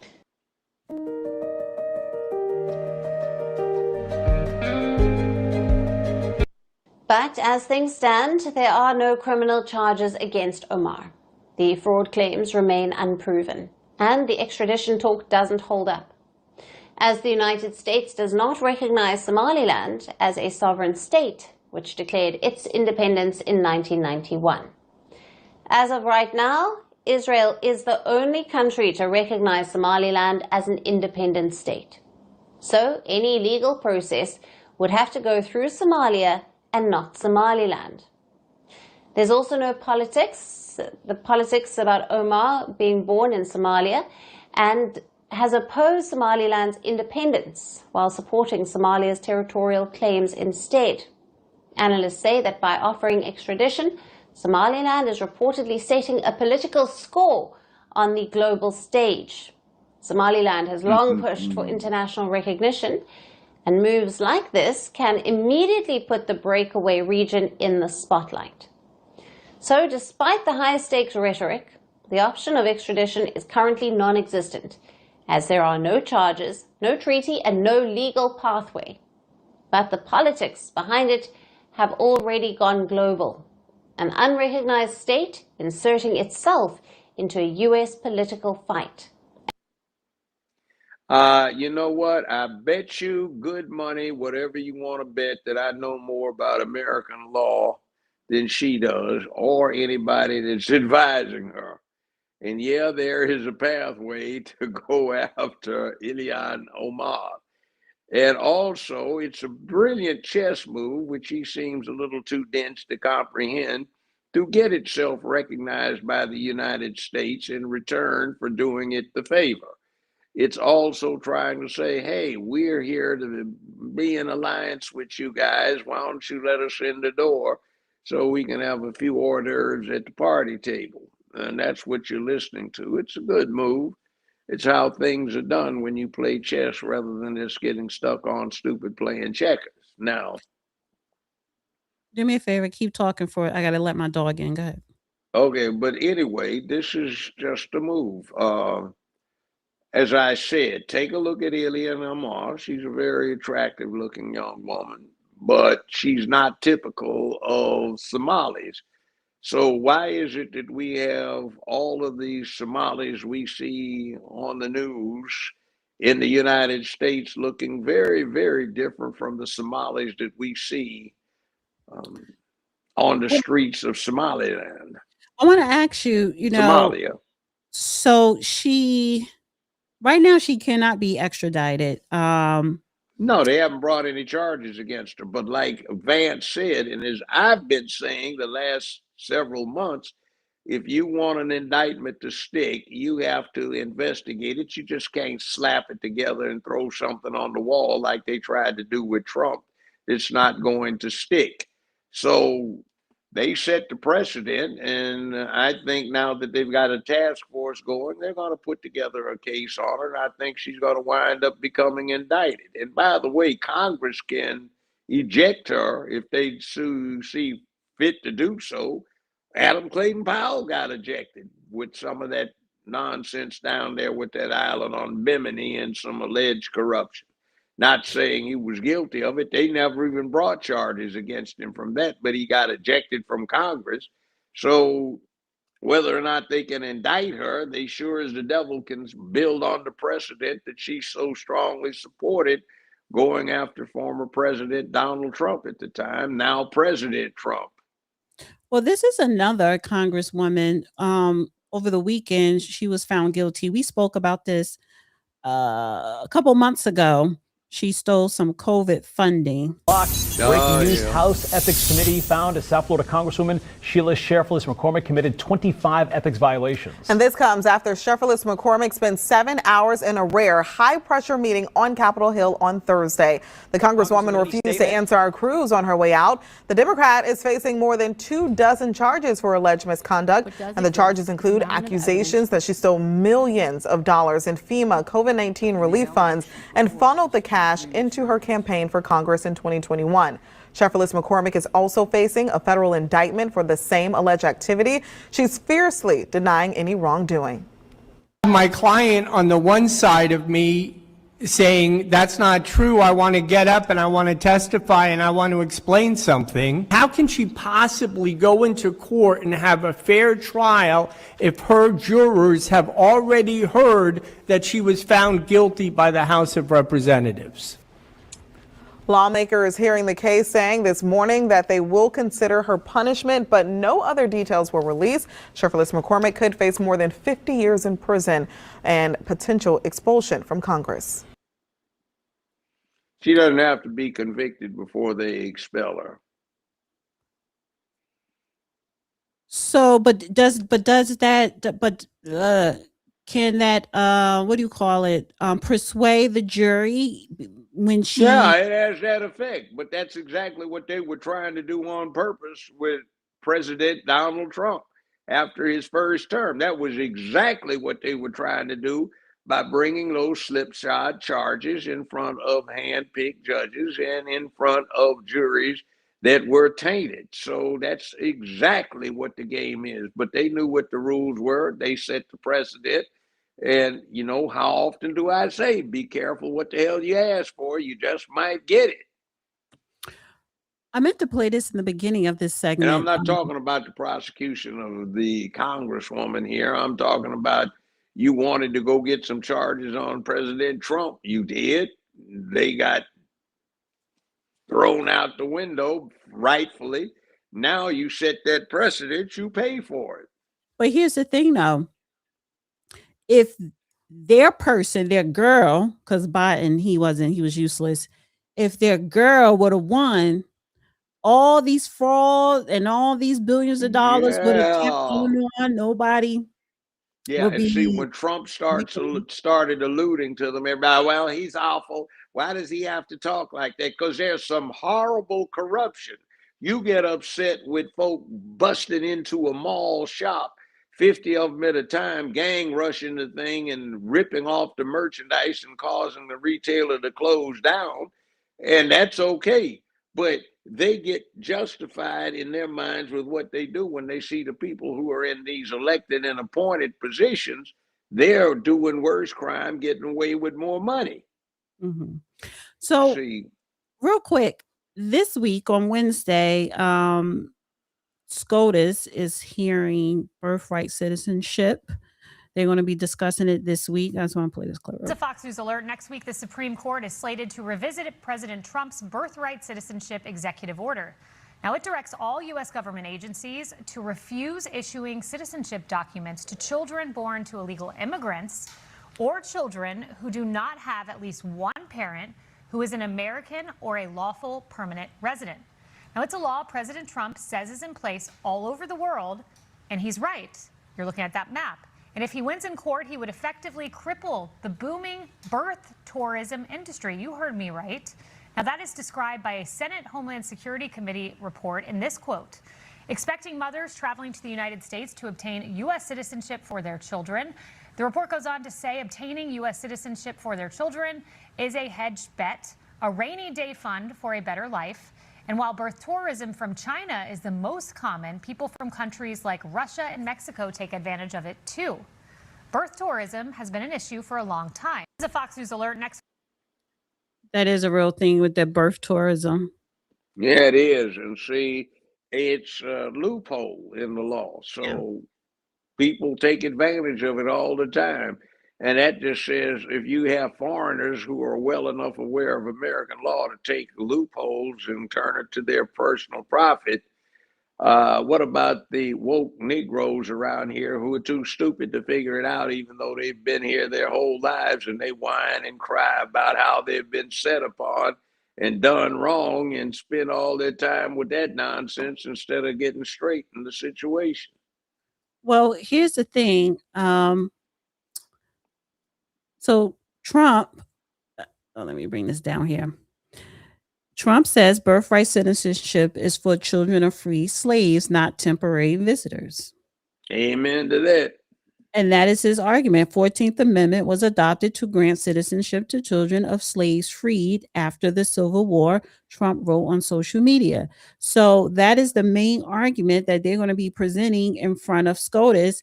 And this is the second hearing that they're going to be hearing on this, which means that they may be coming down with a decision soon, before the summer, I think. I think they made a mistake in their tactic. They did not bring up the Wong Song doctrine, known otherwise as the fruit of the poisonous tree.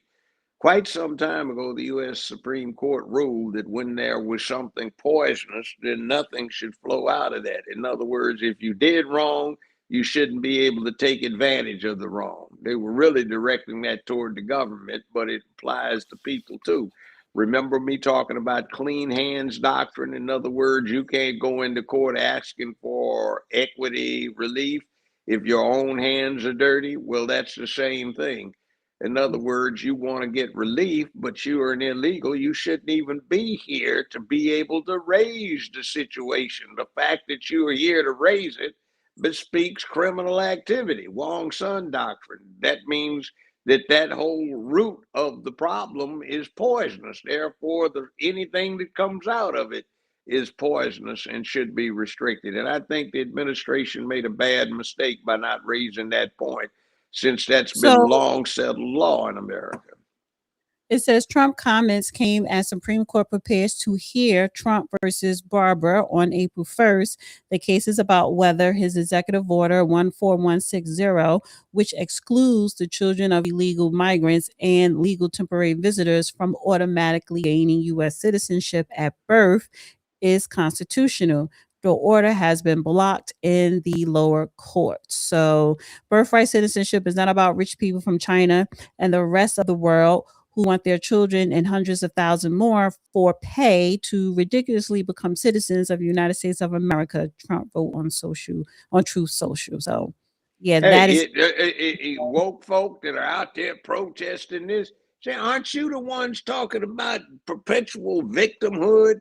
And you don't get outraged that somebody is supposed to be corrupting something that was for benefit of your ancestors so that they did not get excluded dealing with that horrible Dred Scott decision, which is the reason there is a 14th Amendment to undo the results of a U.S. Supreme Court decision known as Dred Scott that occurred before the Civil War that was still good law after the Civil War, saying that Negroes, colored, whatever you wanted to call those people at that time, could not be citizens.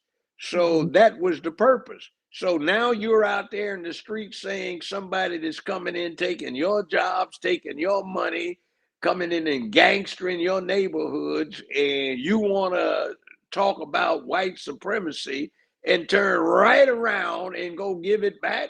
What is the matter with you? You know, it doesn't make sense, does it? It's just stuck on stupid because somebody has taught you to go salivate when they ring the bell when you get fed, that Pavlovian effect. So I meant to bring this up when we was talking about Iran. Let me just, because I wanted to play this video. Somebody said this is an old video. I never seen it before, but apparently Mario on X posted this video. It says, "Holy S, Iran just released this video. What are we supposed to think about this?" So actually, let me go to this view here. And I don't know what to think.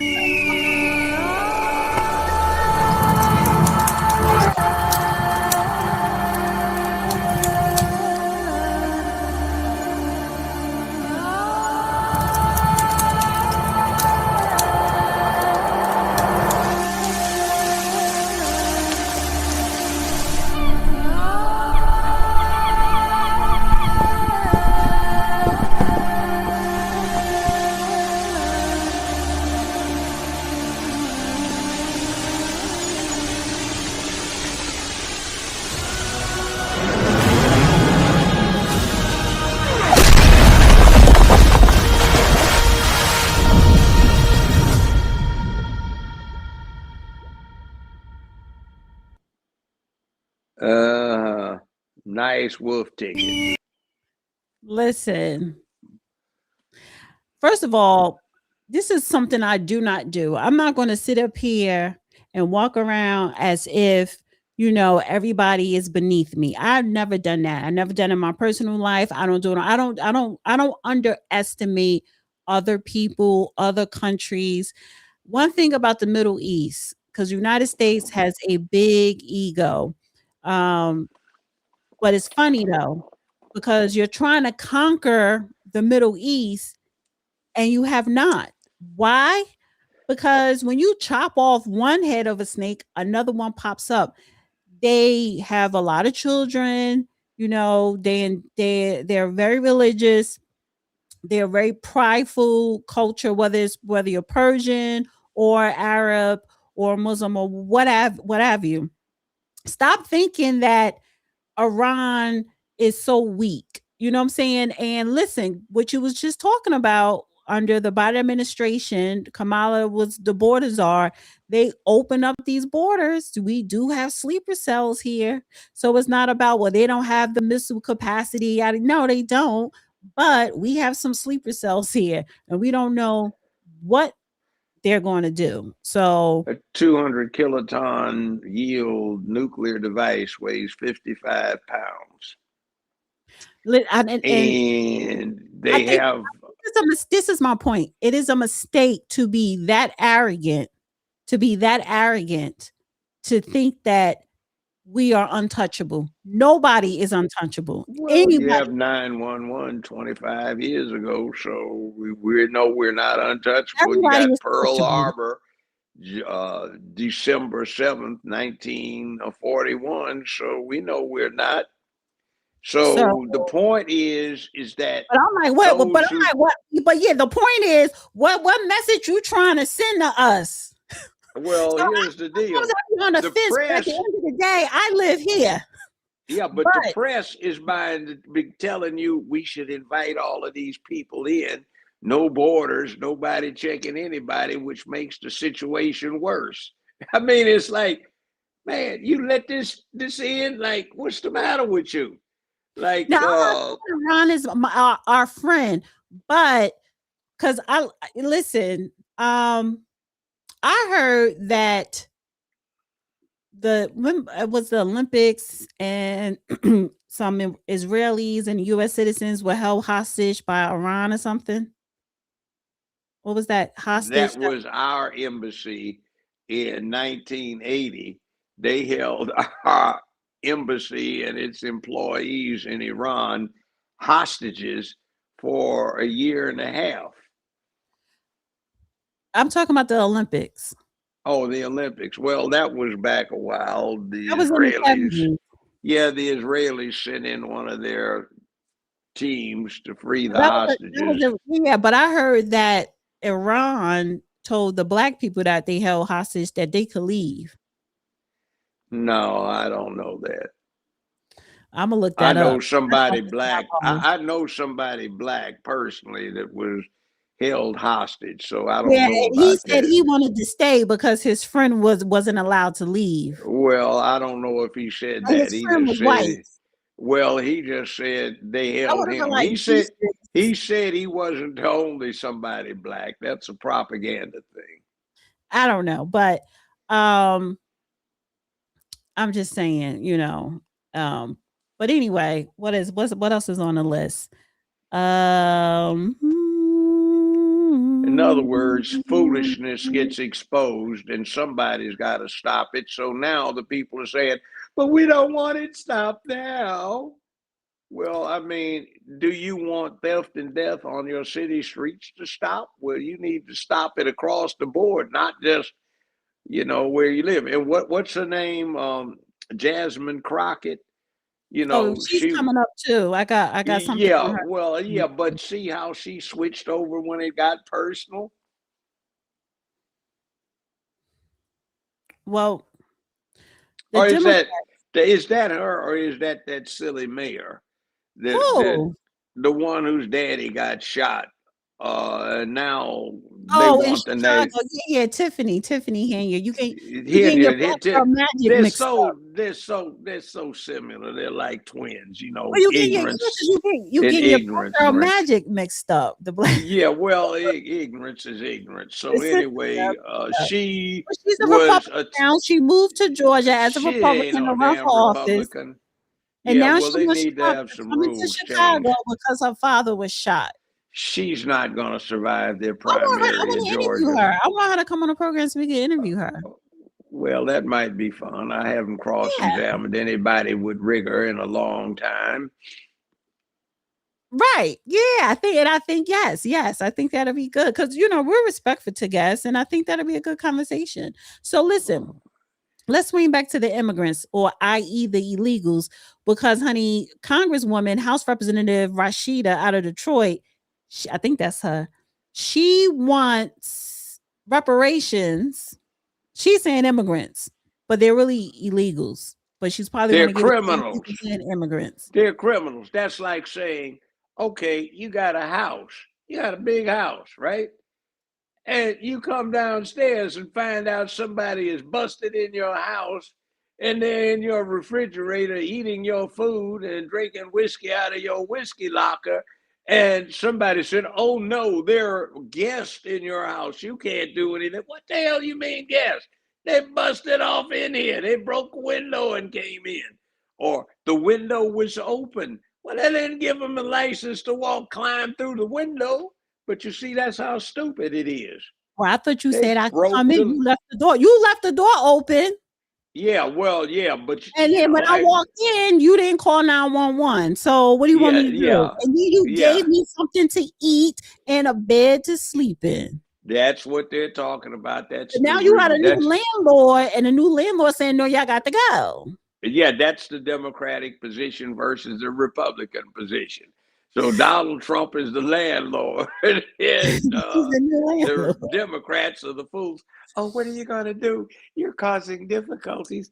Will you be nice? If I give you some more, would you please calm down just a little bit? Like, what the hell is the matter with you, fool? So let me play this clip here. Goal for Congress to step up and to legislate protections, ideally to legislate to outlaw the existence of family detention, period. That is the only real solution. Thank you so much. We are at time and votes are about to. I'm sorry, her name is Jayapal, Representative Jayapal. Be called, but I really want to thank all of you. Manny, I want to thank you for your courage and speaking up and organizing students at your school, and for being here, because I know it's a tremendous risk to your family and to you. Wait, I think that there are many kids across the country. You know where I heard this? Some damn fool lawyer was trying to tell me that nothing should be done to these children who were helping out this drug lord sell crack because they were just children, but this enterprising drug dealer was using children to run the drugs. It's like, wait, excuse me. What do you mean nothing should be done to stop this? You see, the children, by where they are, that's criminal. If they're staying with the parents, you don't not lock the parent up because he's got children. That's like, Judge, what am I going to do? I said, well, you should have thought about that. Here's the thing, Judge. Hold on for a second. Here's the thing. See, the children that they're talking about, majority, over 80% of these kids cross the border unaccompanied. Yes, that's what I'm talking about. They're trying to paint a picture that, they're separating kids from their families. A lot of these kids they were not with their parent, not the mother, not the father, not both. So they were trafficked over. Tom Homan and his task force, they even reported on over 300,000 children they were able to save from being human trafficked. Yeah, but see, it's like this. Ma'am, excuse me, but don't try to run that on the court about what's happening to your children. You and your Confederates robbed 5 liquor stores or corner grocery stores. You shot 6 people. One of them died. The jury decided to give you a conviction for robbery with a deadly weapon, aggravated robbery with a deadly weapon. The guidelines say you're supposed to get 35 years. The court really doesn't care at this point whether or not your children should be in a hardship situation. It will see to it that the Department of Human Services takes them into custody, manages their affairs, and maybe puts them up for adoption if you don't have the relatives, but you're not staying out of jail after these hideous felonies just because you have children. You should have thought about that on the front end. So let me play the rest of this. Country that are inspired by you. I know we are, and I want you to know that we heard you loud and clear, and we're going to make sure that this testimony gets out to everyone. And to the rest of you, I want to say the same thing. Thank you. We all had Kleenex here, and I've worked on this issue for 20 years. I mean, I know the immigration system inside and out, and I still cannot believe that we are doing this to our own children. And I know what the pain must be. I listen to you as an educator. I listen to you as a psychiatrist. I listen to both of you as legal advocates and policy experts. And somebody asked, how is this possible? I think it was you, Mrs. Zern. And say that part of the, yes, it is Donald Trump, but it is also every single Republican who refuses to address this issue. Let's not let any of them off the hook. It is also every single corporate CEO and every single supporter of this administration that is allowing this to happen, that is being complicit in this. Because when the founders put into the Constitution the idea that Congress would have power, they assumed that the party that was in control of Congress would stand up to a dictatorial, authoritarian president. And that is not happening. And so, you know, I think as a closing statement, I'll just say that the enormity of the abuses and the violations are very difficult to capture. It's why we've already had 7 hearings, and honestly, we will have many more. But very, very difficult. It's such a serious situation, but how beautiful to have your children here as well, your nieces and nephews here as well, to give us the joy of children that every child should be experiencing. Can you stop a The second? abuses of the violations. Can you stop a second? There are a lot of us that don't get moved to tears by this, but to intense anger that stupid jackasses like this fool who set this condition up are unpunished, that are still holding responsible positions so they can continue setting this mess up. What they did is they set things in motion that resulted in what this fool is crying about. Don't give me this crap. You were trying to maintain your authority to run your social programs and your silly agendas, also to make sure that your folk in high finance continued to make enormous profits from what they were doing. And you set this up. It's not Donald Trump. It's not the Republicans. They're trying to clean up a mess that this kind of somebody is responsible for. And you know what I'm hearing? Again, this sounds like Nazi agents in 1934 and 5 trying to justify what they did to the Weimar Republic to destroy it in Germany. Deutschland, Deutschland. Yeah. Difficult to capture. And I think we're going to have to continue to make these connections for the country about how on every sphere, every level, we are seeing these continue.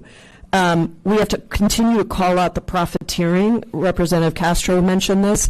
It's something I've spent a lot of time on. We need to outlaw private prisons for immigrants. That should not exist. These should not be there for profiteering for big corporations that then channel those profits back into this administration that facilitates them.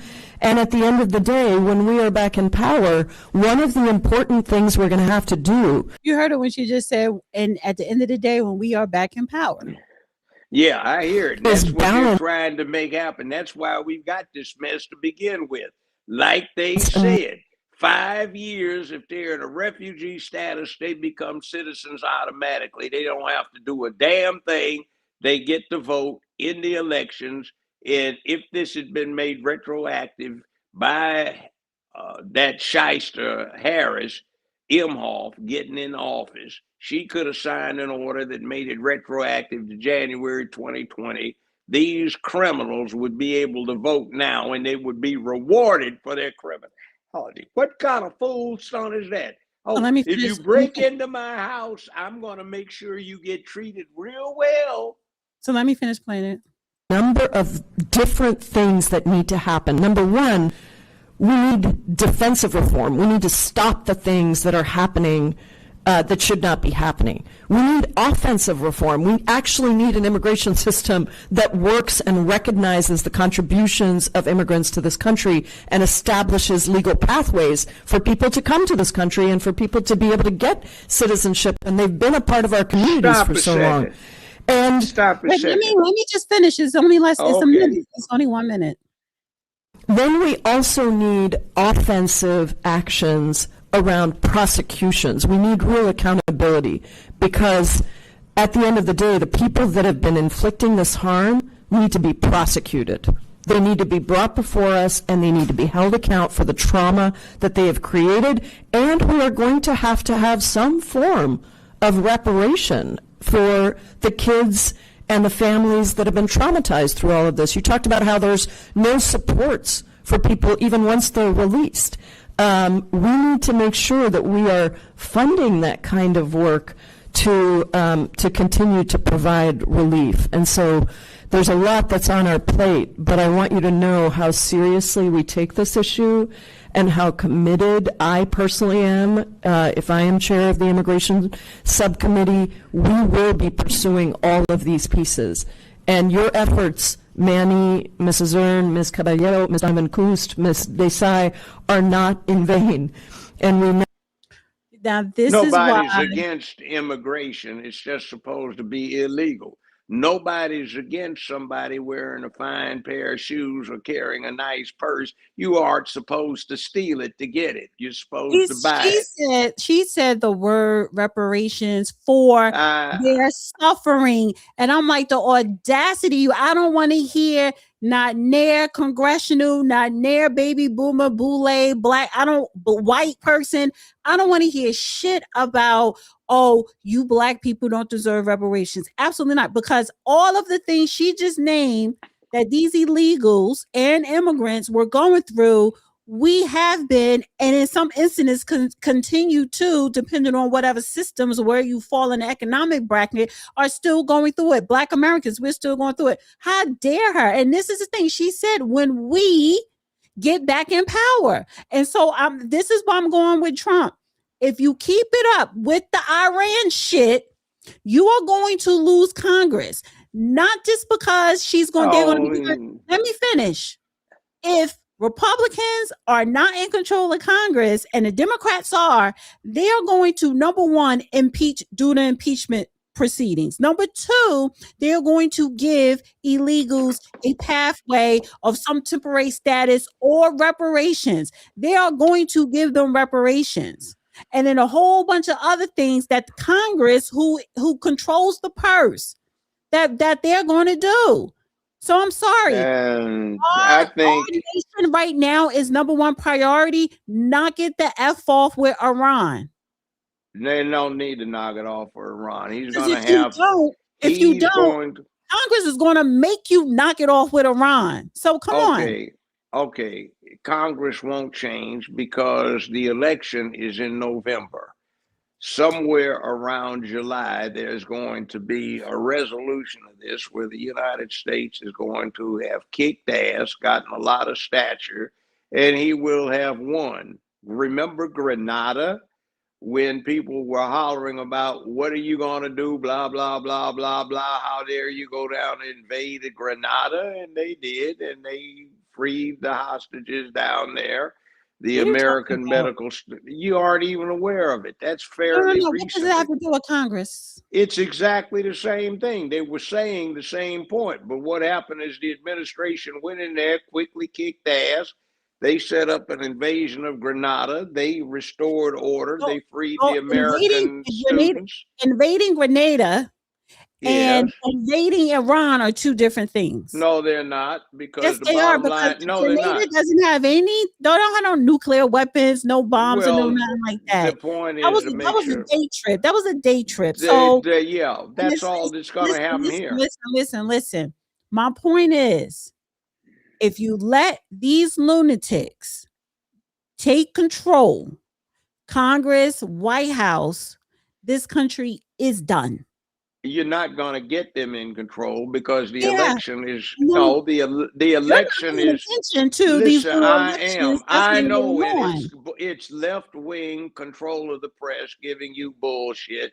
So It's people I'm will looking at start the saying results. they're trying to get you to I'm do looking at You're actual not. election results. What election results? So far, there have been a dozen of red seats flipped to blue. There aren't And 12 this seats is that just got on flipped. state level, and this is just on state level. It's So state again, level. That happens as a matter of no, so statistic again, reliability. but it's state level that votes people to go to Congress. That happens You all the have time. to focus on the midterms. That's the only thing I'm There saying. hasn't been a situation in the midterms in the last 150 years where that hasn't happened to an extent. You have a lot of Now, I'm telling you right now, you have a lot of you sit up here, now, you have a lot of I'm hope making and thinking that the Republicans are doing what they need. I'm They're not making doing a enough. They're prediction. not doing enough. They're I'm not doing making a enough. prediction.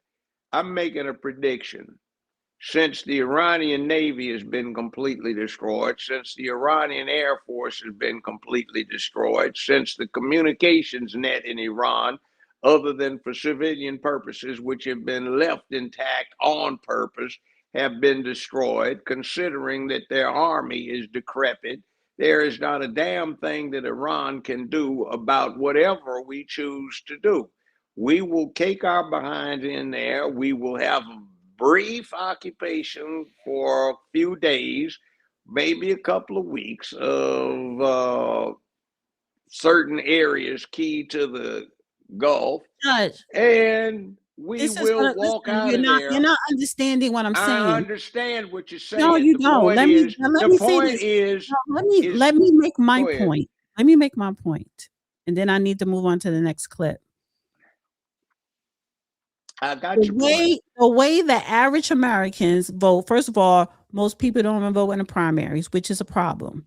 Second of all, the average American vote with their emotions of who's popular to them. It's a popularity contest, whether you like it or not. I don't like it that it's like that, but that is how majority of Americans vote. Third, a lot of people vote more in the midterms than in the primaries of a midterm year, but it's still not the same amount of people voting on a presidential election year. Okay, the same press that told you. I'm not finished making my point. So my point is, if you are not likable, if your party is not likable, people are going to go to the polls in November with an attitude. They're going to go to the polls with, I don't like what he did, and gas is still high, blah, blah, blah. They're going to go to the polls with emotions, and that's how they're going to vote, which means it's a big possibility. I'm not saying it is. It's 50-50 right now that a 50% chance the Democrats can control Congress. Okay, they won't, because what's happened is you've got a master chess player in place, and what's going to happen by the time of the primaries in August, let alone when you have the national elections in November, is he will have scored a very big victory for the country. And the other thing is what you're hearing right now is the exact same thing you were hearing leading all up to the November 24 election, which were predicting a disaster for Trump. It's the same way. The poll results they're talking about now were exactly the same things they were talking about poll-wise then. And it turned out to be a complete fabrication because it was it was reflective of a propaganda tactic to get people convinced that somebody is a disaster about to happen, so climb on board a winner, which is the opposition, which turned out nobody did in any extensive numbers. They just said, hell no, we're not buying it. So I don't get into what the far left controlled Nazi like press has been doing. It looks exactly like the National Socialist, aka Nazis in Germany, that's being done by the National Socialist, aka Democrats, in And that's all well and good, 2026. but guess what? Guess what? The socialist party fascist people were in office for 4 years in 2020 to 2024. So, you They know, stole the that's not election. unheard of. So again, yeah, they did steal it. And that's another problem I have with Democrats. They do these nasty, dirty tricks that go against our Constitution just so that they can stay in power. So, which is why they open up the border. They knew there's sleeper cells. They don't care, as long as they can stay in power. So, and honestly, I wouldn't be surprised if the Democrats are in cahoots with Iran. I'm just saying, but. I'm just saying that, and it's still early. It's April. It's still early. It's still early Okay, for midterms, but people just need to start paying attention now. That's graphically, yeah, they do. we gotta move on. Graphically, We gotta move on to the next well, topic. Gotta just move on. briefly, Gotta move this: on. if you Gotta move want to on. see it illustrated, watch The Godfather, where at the very end, Michael is attending a baptism for his infant child to set up an alibi, as all of his opponents are carefully and quickly murdered. So All right. that's what's Listen, was I going gotta. on, what I they have a say, couple. the Listen, polls. When they I have steal other the things we gotta election, they get to. won't. Judge. It doesn't matter. We could revisit that one Thursday. I have to get through one, Go two, ahead, three, keep four, going. That five, was quick. and I That was want it to quick. be 10 minutes for Go each. ahead. Go So ahead. let me play this clip. This is Umar Johnson talking about why one of the many reasons why Jasmine Crockett lost the Texas election. Jasmine Crockett did a lot of standing up and fighting for the migrants and the immigrants. She stood and fought for them so much, Art, that I would say they had an obligation to support her on election day in the primary. And guess what, Art? They did not.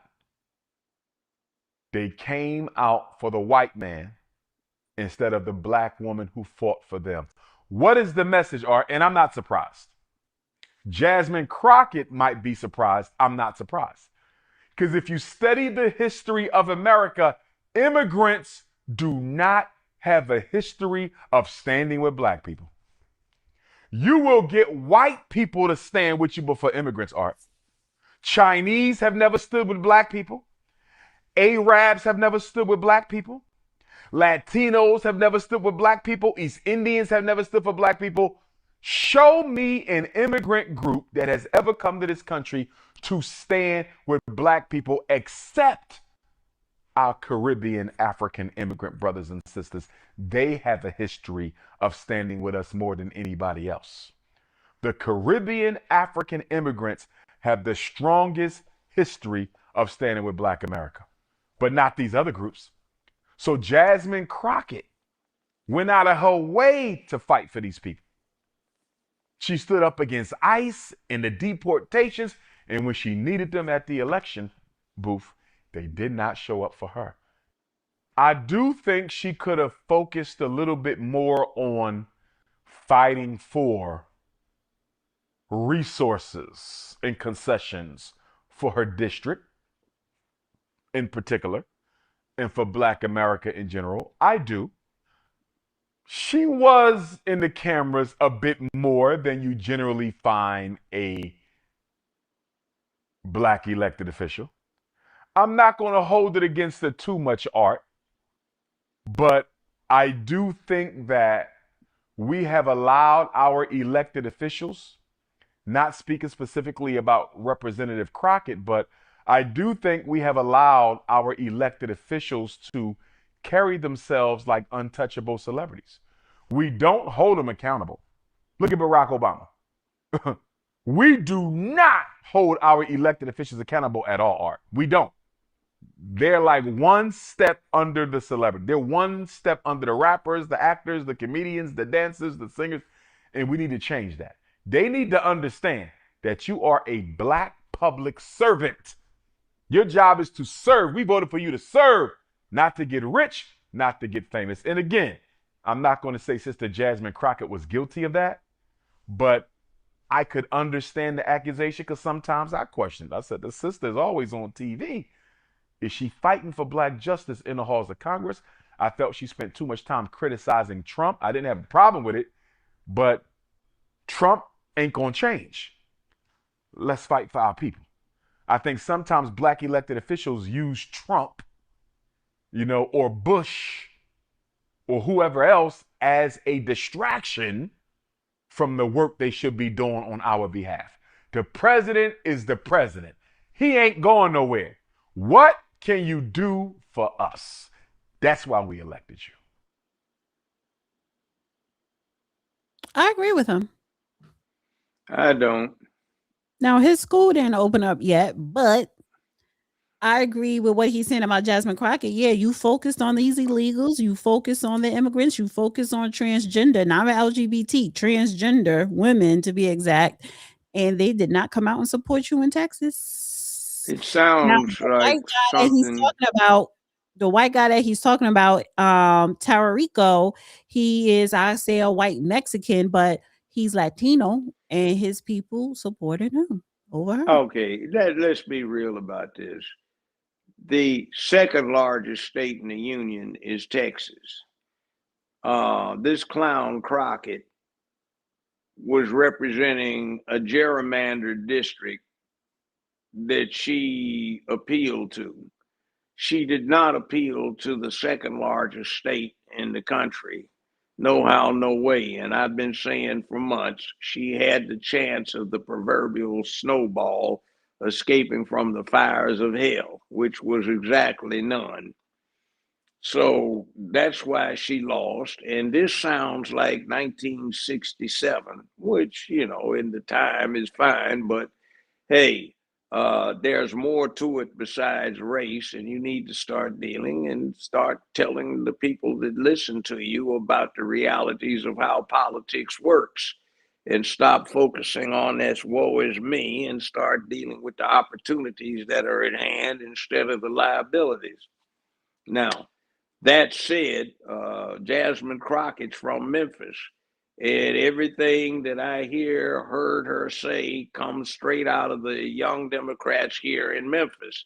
She went to what was once known as the Masonic University of Tennessee, now known as Rhodes College. And it's very interesting. I don't have anything against Masonry. I'm a Mason myself. I freely admit that. A Shriner, as a matter of fact. And the only reason I bring it up is because she was bad-mouthing them as some kind of evil empire controlling everything behind the scenes, which we don't. We just happen to be an organization of proven men who can be trusted with each other, with communications and interactions with each other in a system of ethics. So that was it. Now, that said, Crockett is an idiot. All right. So Nick Cannon says Democrats are the party of the KKK, and saying that he F's with Trump. So let me play this clip. Part of the Republican Party? That's right.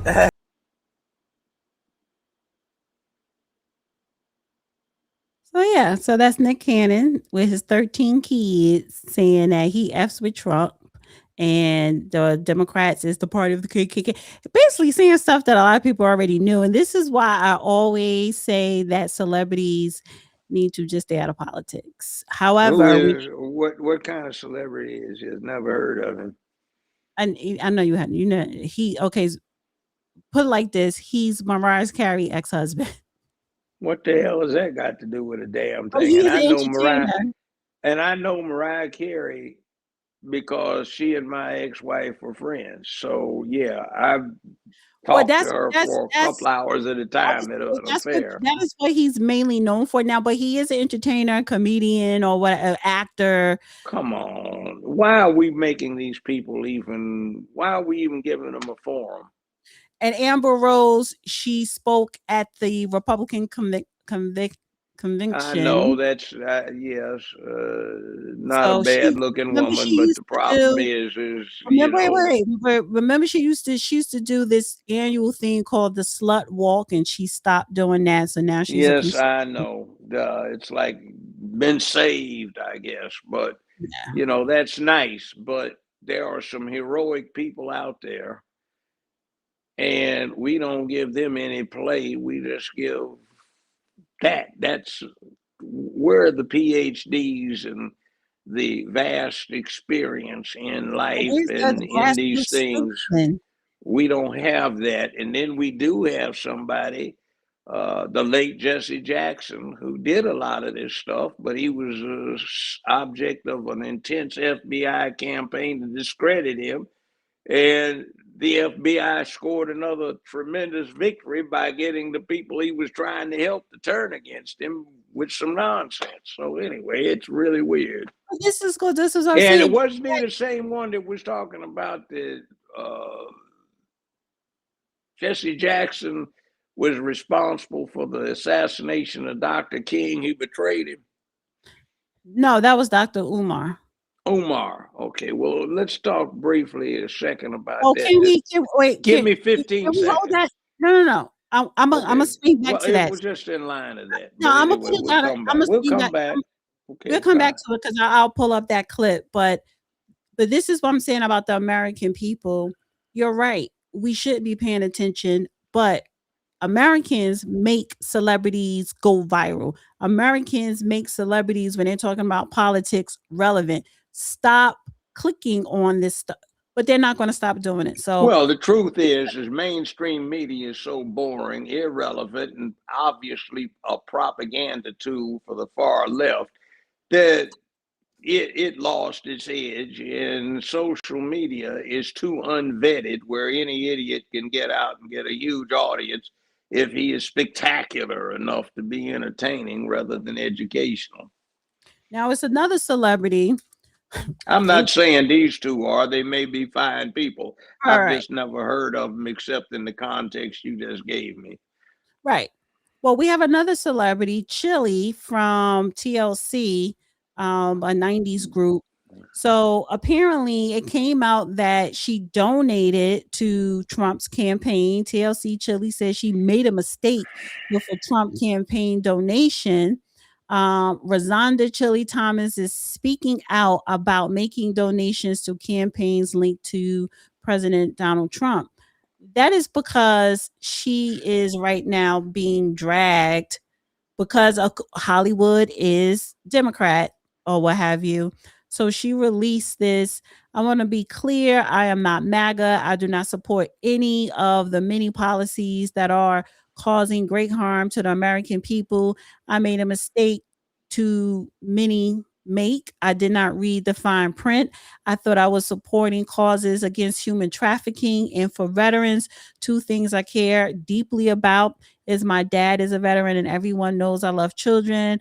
I have learned a valuable lesson and ask for grace as I navigate this. So I'm going to play the clip here. Oh, God. Hey, guys. I wanted to come on here to address a few things that's circulating on the internet that's very concerning to me. Let me say this first.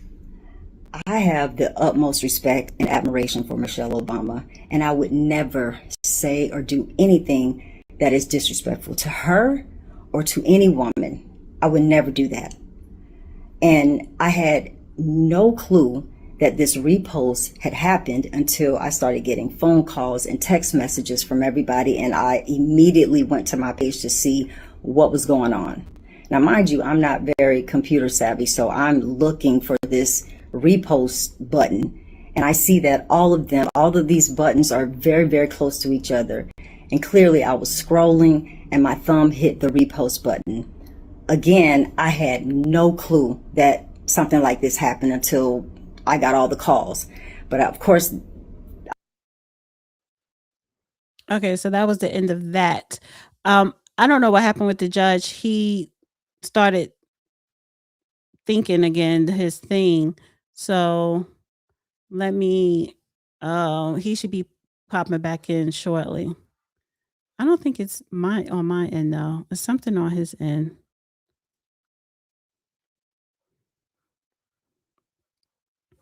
It's something on his end. What happened? Let me text him.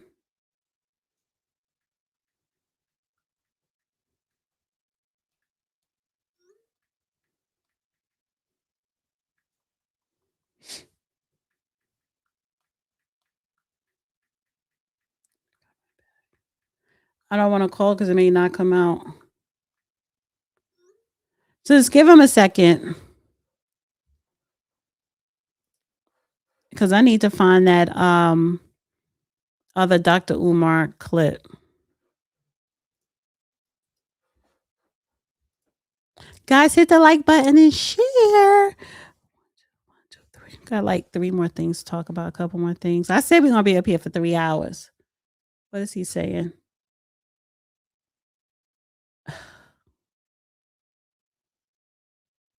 He's texting me.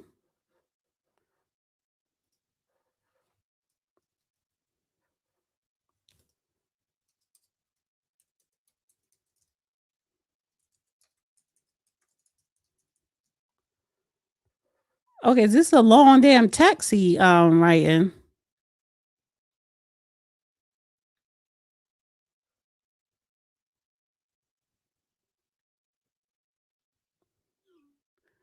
The Nazi struck at the moment of critical commentary. I'm signing back on. So he's blaming it on the Nazis. He's blaming it on the Nazis. And I'm trying to find that. Oh, here you go. What is the questions are answered? What? Some of the questions are being answered by what just happened. It's the Nazis again. That's exactly what these fascist bastards are. These jackass fascist bastards that have the nerve to hypocritically go around in the United States of America and try to undercut our system and accuse, just like the National Socialists did in 1933, accuse their opposition of being the ones committing the acts that they're committing. Now, this is just inexcusable, and it's an illustration. There is no reason for stuff like this. They're undercutting the republic and the principles that this place is supposed to stand for. So they can't stand free speech. They have to control the narrative, because if somebody has free speech, it often gets too critical of their hypocrisy. Now, I'm glad this woman has had the opportunity to exercise free speech, but what I suspect happened is they twisted her arm out in her entertainment industry and told her that her finances are going to look bad if she doesn't come back around and denounce what she did. That's exactly what the Nazis did in 1934-35. Right. And that's a shame, because, you could donate your money to any political campaign you want to. Yeah, And then they wanted to highlight some tweets that she had liked. Let me see if I could pull it up here. It was JD Vance and Trump tweets in the past, and she liked it. And so people highlight that. Yeah, so it was a tweet here. She liked it. Trump tweet, another Trump tweet, and a Charlie Kirk tweet. So because she liked it, people want to highlight it and be like, "Oh, look at her." So apparently, people get upset if you're black, especially if you're a black celebrity and you support a Republican. Well, I was a black celebrity and I support a Republican. And I'm unalterably opposed to these jackass Nazis that we've got running around trying to destroy the Republic, and who are trying to reinsert themselves as old slave masters with the Negroes under their domination and control. But the problem is now that King Cotton is dead and Franny Queen Rainbow is running stuff, that leaves the Negroes that the Democratic Party owns with no cotton to pick, so there's no job for them, and they're out there waiting on a dole like they're good dogs, bringing the leash in their mouths to master and mistress to go take them out to a walk with their tails wagging. And please, apologies to our dogs. They're nice. You and I both have them. So somebody, yeah, she's going on tour with Salt and Pepper, another rap group. So I guess you want to make sure black people, honestly, if a black person likes your music, they don't care who you support politically. Like, I'm embarrassed. It's so embarrassing. Do y'all think that that majority of Beyonce's supporters are Democrats? What? All no white people that was up in there? No. This is embarrassing. How does it feel to belong to an ethnic group that is invariably deemed to be so stupid and ignorant that they support this kind of crap that's cutting their own throats? True. May act like you have some sense. So I'm not getting on the young brother we just got through hearing from, but come on. How the hell are you going to even give Jasmine Crockett 15 seconds of soundbite of credibility when that fool was a fool? There's no way in hell that snowball was going to get out. Listen, I want to move to Fanny. Oh, God, another one. Yeah, we got to keep doing Fanny updates. So Fannie Willis slams Georgia bill forcing nonpartisan DA races. Yeah, girl. You gonna get your ass kicked. Exactly. Let me play this clip.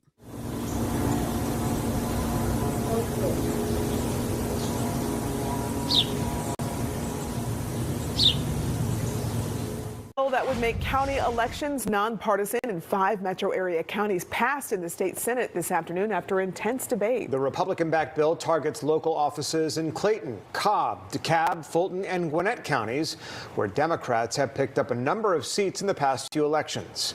Fox 5's Deidre Dukes live at the state capitol for us this afternoon with the latest. Deidre? That's right. The controversial bill passing along party lines this afternoon after heated debate. Now, if it were to become law, it would force nonpartisan elections on 5 major metro counties. Those counties, Clayton, Cobb, DeKalb, Fulton, and Gwinnett, would be required to make local races nonpartisan, including elections for DA, county commission, tax commissioner, and local school boards. Now, Republican Senator John Albers sponsored the legislation. He argues the bill improves public safety by making offices like the DA and tax commissioner nonpartisan in high-density counties with major events like the World Cup and the Super Bowl. While Democratic Minority Leader Senator Harold Jones contends the bill is racially and politically motivated and unconstitutional because it violates state law. He claims there is no data justifying the need to target the counties named in the bill. Well, you know what? It has nothing to do with a party. It has everything to do with the fact of where law enforcement intensive counties are today and where those big major events happen and what really drives a big portion of the state. And anytime you can take politics out of the equation and people are focused solely on doing the job and not focusing on a certain base on one side or the other, we're doing the right thing. And that ultimately clears the cobwebs out of the way and focuses on the most important thing for me, which is public safety. There's going to be a lawsuit. That's number one. It's going to be a lawsuit on many grounds because there's no reason to actually treat these people differently, and that's the key. So you can take the passion out of it, take the fact that there are 5 African-American women, take the fact that it does seem maybe racially motivated, the fact that Democrats are not winning your DA's races.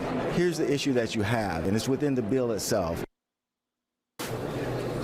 Now, Fulton County DA Fonnie Willis responded to today's vote in a written statement saying, quote, "This bill is nothing more than a continuation of Burt Jones's political attack on me and my Metro Atlanta colleagues. He is doing this on behalf of Donald Trump and his fellow MAGA extremists in the Georgia Senate who fear being held accountable to the law like every other person." The targeting of 5 African-American women Democrats who were chosen by the voters of their counties to serve as DAs is racist, sexist, and clearly unconstitutional. Now, this bill heads over to the House for further consideration. At the state capitol, Deidre Dukes, Fox 5 News. All right. You know what is so absolutely ludicrous about this?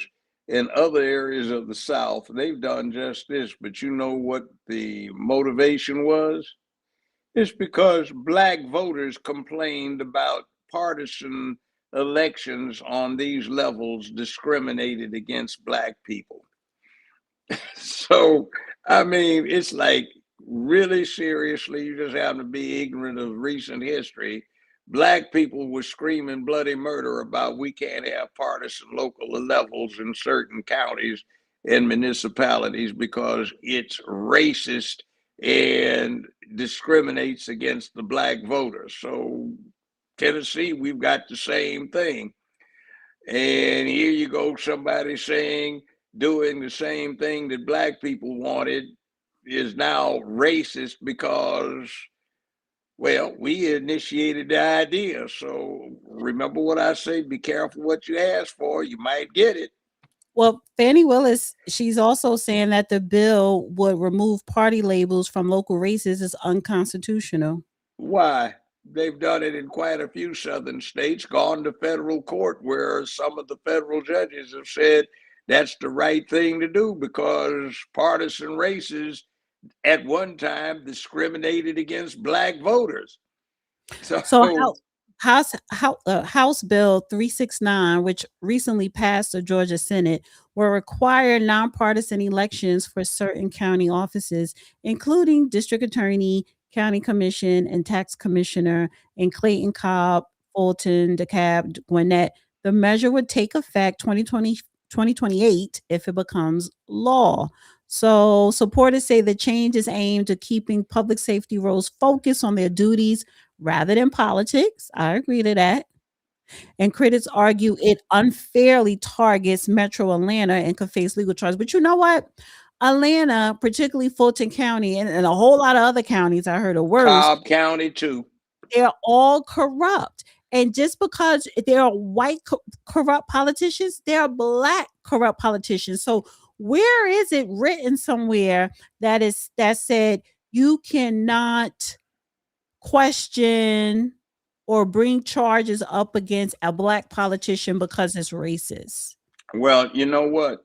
Cobb County is white, but it's Democratic, and it has some of the worst, most bigoted, biased, prejudiced BS going on within its confines I've ever encountered. So it seems to be not a race thing, it seems to be a party thing, and we have our National Socialist Party, the Democratic Party, which is very much like the former original National Socialist Party we know in history as Nazis. So, you know, it's not unexpected. It's the use of the free press, free speech, and those things in the republic that are for its liberty and freedom. You can corrupt them because that's one of the collateral consequences of having a system like ours. It can be used for positive or negative, and they use it for the negative, the scare tactic. And if you want to see it, what just happened to me? I got knocked out right at the point of critical commentary, and every time we're on in something The last critical, time you got knocked out, you wasn't talking. I was Chili talking. So it could just be a connection thing. However, well, it's not a connection thing. It's like what was going on was, you know, I make these side remarks so they just say block it so they can't hear it.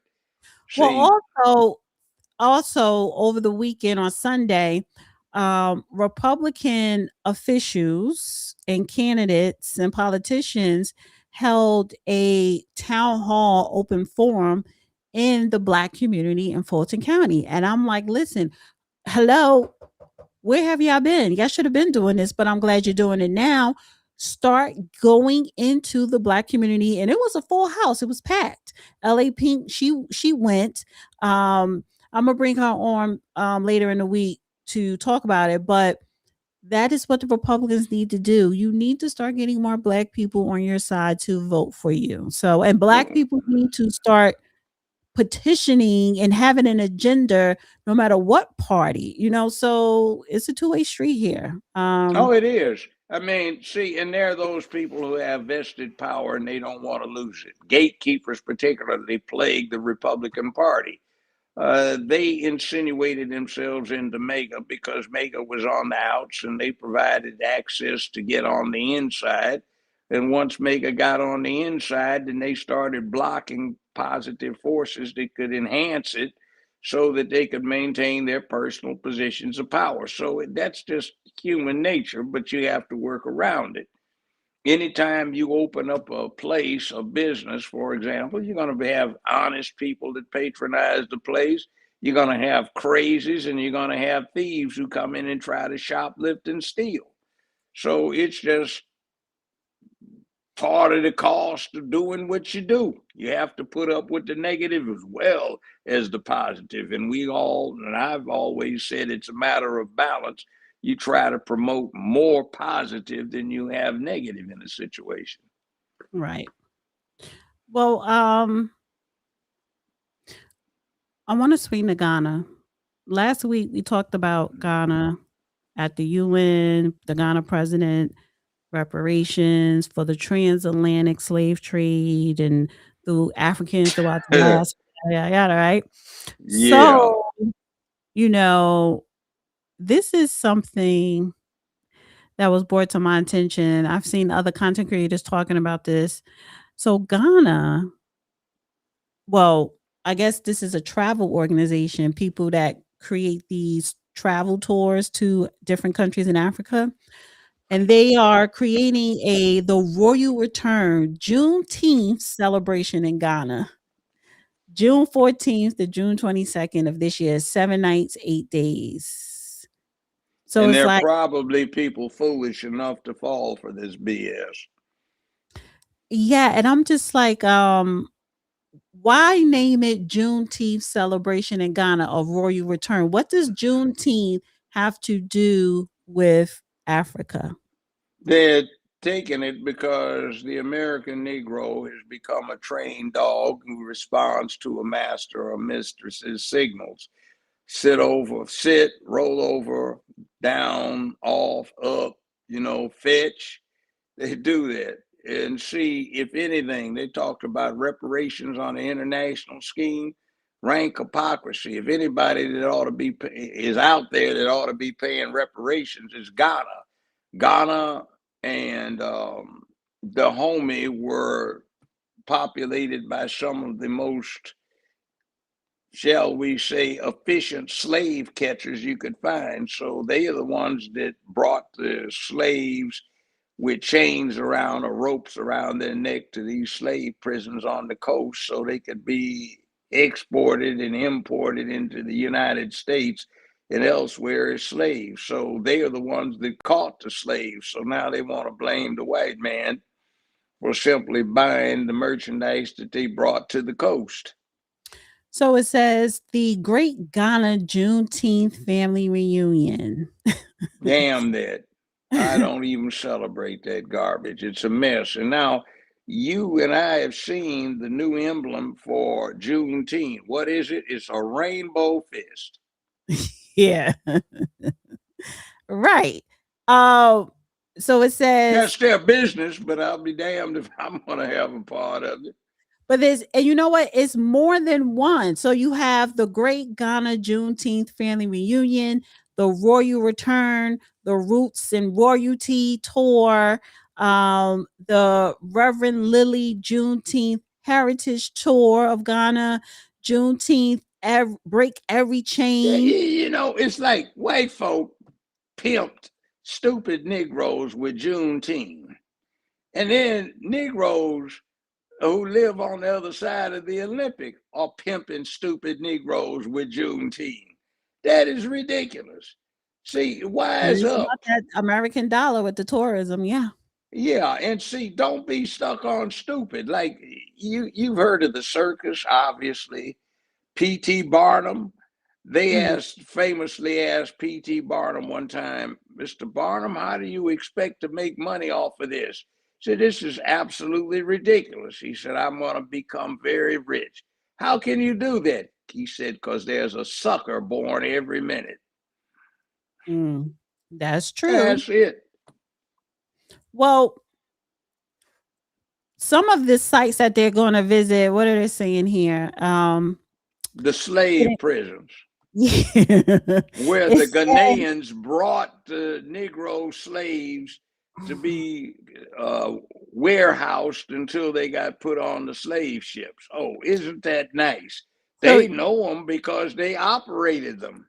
So it says visits to the Manyayi Palace Museum in the Ashanti Kingdom, the Asin Mansoon Slave River, and Elmina Castle. It features traditional naming ceremony at the Elmina Chief's Palace.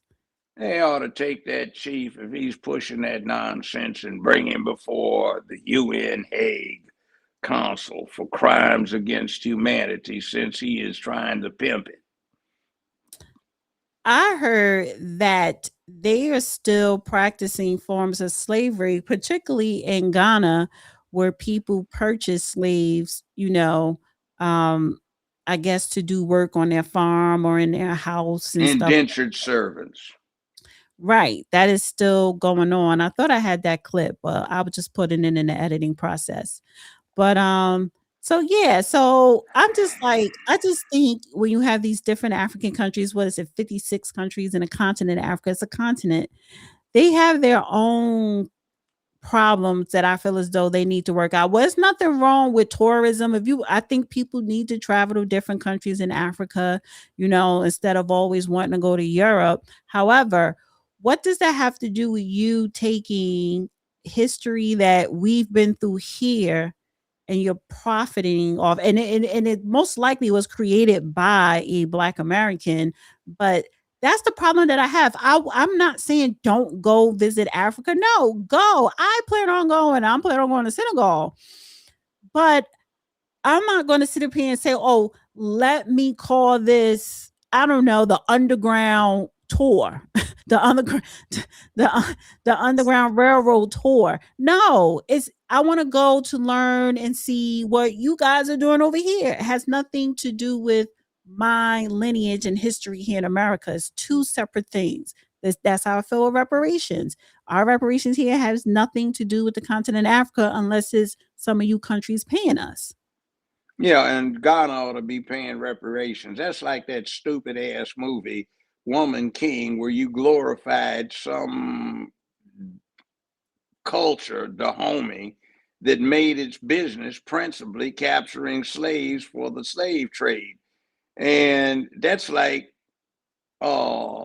Austrian coming up with tours to Germany for Jews to go visit the former death camps to celebrate some turncoat Jews who were turning their own people in to be taken to the death camps. That's what that's like. Right. So, but we loved it. Oh my God, you have to go see the Woman King. It's so fabulous. Do you know what you're celebrating? They should go dig up their bodies and burn them at some proverbial stakes. Yeah, I think we all need to people need to read more and just do your own research and get into history more. And she wasn't even a king. It was a Hollywood feminist farce. What it was about was Dahomey was interesting. They had two brothers who were kinfolk, and they decided rather than going through the usual thing of one of them killing the other one off, they would collaborate. And they came up with a novel idea that instead of bringing in nobility to be the officials in their kingdom of Dahomey, they would take commoners. And then they did an extra interesting thing. Each commoner who became an official in the Dahomean government had to have a sister who was taken into the palace and held hostage for his good behavior. And then to further weaken the officials, what they wound up doing was giving the man's sister veto power over actions that he did. And they had maybe a battalion worth of Amazons that everybody noted were kind of freaky, but it wasn't anything where some woman was king. It was just a myth that they came up with from Hollywood. And what the real deal was is that that particular person that the actress was portraying was simply one of the conduits to ensuring that the slave catching was more efficient. So why in the hell are we supposed to, as anybody's people, as an ethnic group, go to see something that glorifies us getting cotched and roped and marched in a coffle through the hot jungles to a prison place where you were getting prepped to be put on a boat and taken across the water until 1806 to be enslaved? I mean, really? Right. That's But the hell whole is that? But the whole thing behind Juneteenth is about your freedom. So what Okay, connection does that have to do with Africa? So it's like, I just don't it doesn't have understand. anything to do with it. And Yeah. even Juneteenth, see, is embarrassing. As a matter of curiosity, 50 some years ago, when I was working with a DC think tank, I was in the Library of Congress and I got bored doing what I was doing for this think tank. So I got up and walked over and I saw this exhibit where they had the Juneteenth letters. What happened was it's June 19th. There are about 20, 25 copies of this letter that the captain of a U.S. naval vessel had his secretary draft up, and damn near all of them have June 19, 1866. A couple of them say 1865, which I assume to be a clerical error. So based on that, you're supposed to celebrate Juneteenth as the day black folk got free, which it wasn't. But in actuality, since it was June 19, 1866, these fool Negroes stayed slaves for a year and a half longer than they needed to, 3 years after the Emancipation Proclamation, a year and 3 months after Grant defeated Lee and got his surrender at Appomattox in April 1865, and a year and 5 months after Sherman got Johnson's surrender later on in the war in May. And the reason I'm interested in it is because right here from Memphis, Tennessee, and from Jackson, Tennessee, they had some black cavalry troopers in a unit that General Grierson sent from this area down into Texas to announce to the Negroes that they were free. They wouldn't believe their fellow people who were in blue uniforms, so they stayed slaves for another year. So there's a big thing about these letters being read from the balconies of prominent places around Texas, telling the Negroes that they were free. So I don't buy that. Now the sign is a rainbow fist. See, Right. what the hell did that have to do with a damn thing back in 1865 or 1866? Nothing. Well, The Lion King, right? I wanted to bring this up to you. I found this funny, but it's a legal matter now, right? I don't know if you've seen this. Um, so this, I'm just going to play this clip because I've seen the Lion King movie when it first came out. I took my daughter to see the Lion King on Broadway when it first came out. So you're going back into what, the late 1990s? Yeah, have you seen the latest one where they do the CGI, which is brilliant on the CGI, but it's another thing? No, I'm not. No, nothing beats the original. But first of all, I like the Lion King. The Broadway play was phenomenal. It was wonderful. So anyway, the song, the Lion King song, when he held his son up. I don't know. So this guy here, who is an African comedian, he went on a podcast, 051 or 51 or whatever, and he interpreted what that meant, what it was saying, because it was in African, a song. And he was like, it just means here goes a lion. And the guy who wrote it is suing him. It says a $27 million lawsuit against the comedian Lord Jonasi was filed by Lebo M, the composer of the Lion King Circle of Life chant, not by Disney. The suit alleges the joke misrepresented the chant's meaning. So let me play this. Oh, wait a minute, wait. That's a motion to dismiss that ought to be granted right there. That's just stupid. Well, You're trying to coerce a settlement.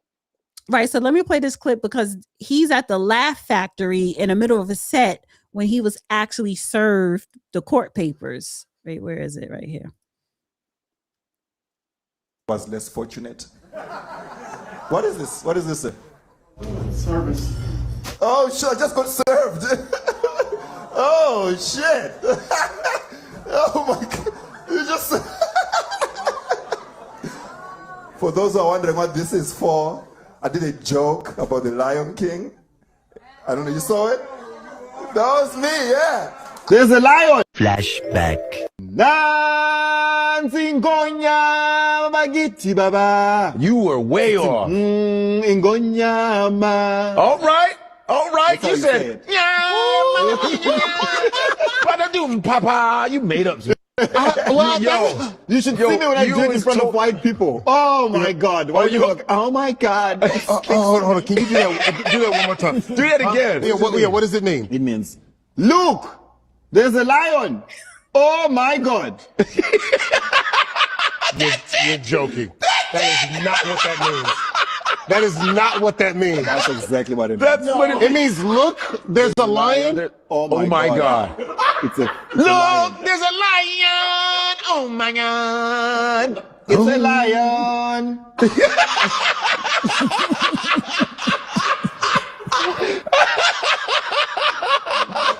This whole time, I thought it was like this beautiful, majestic. Look here, there's a moon lion. It's a lion. I'm paying for that shit now. This is the shit. Fuck the Lion King. I just got served, bro. Yeah, I got served right in front of you guys. I'm now raising money, a GoFundMe page.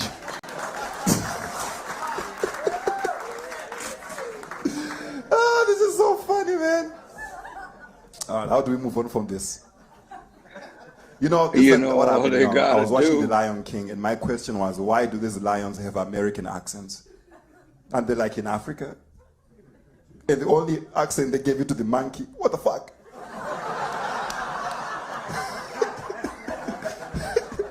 And it was Caribbean. What the fuck, man? Listen, I now have a gluten allergy, anxiety. I got served. I'm now American. Yes. Any lawyer? I like that. That's a good routine, but it shows the downside of American law. It's a frivolous lawsuit. It's full of bullshit. And the easy thing is just bring over some Africans. What does this mean?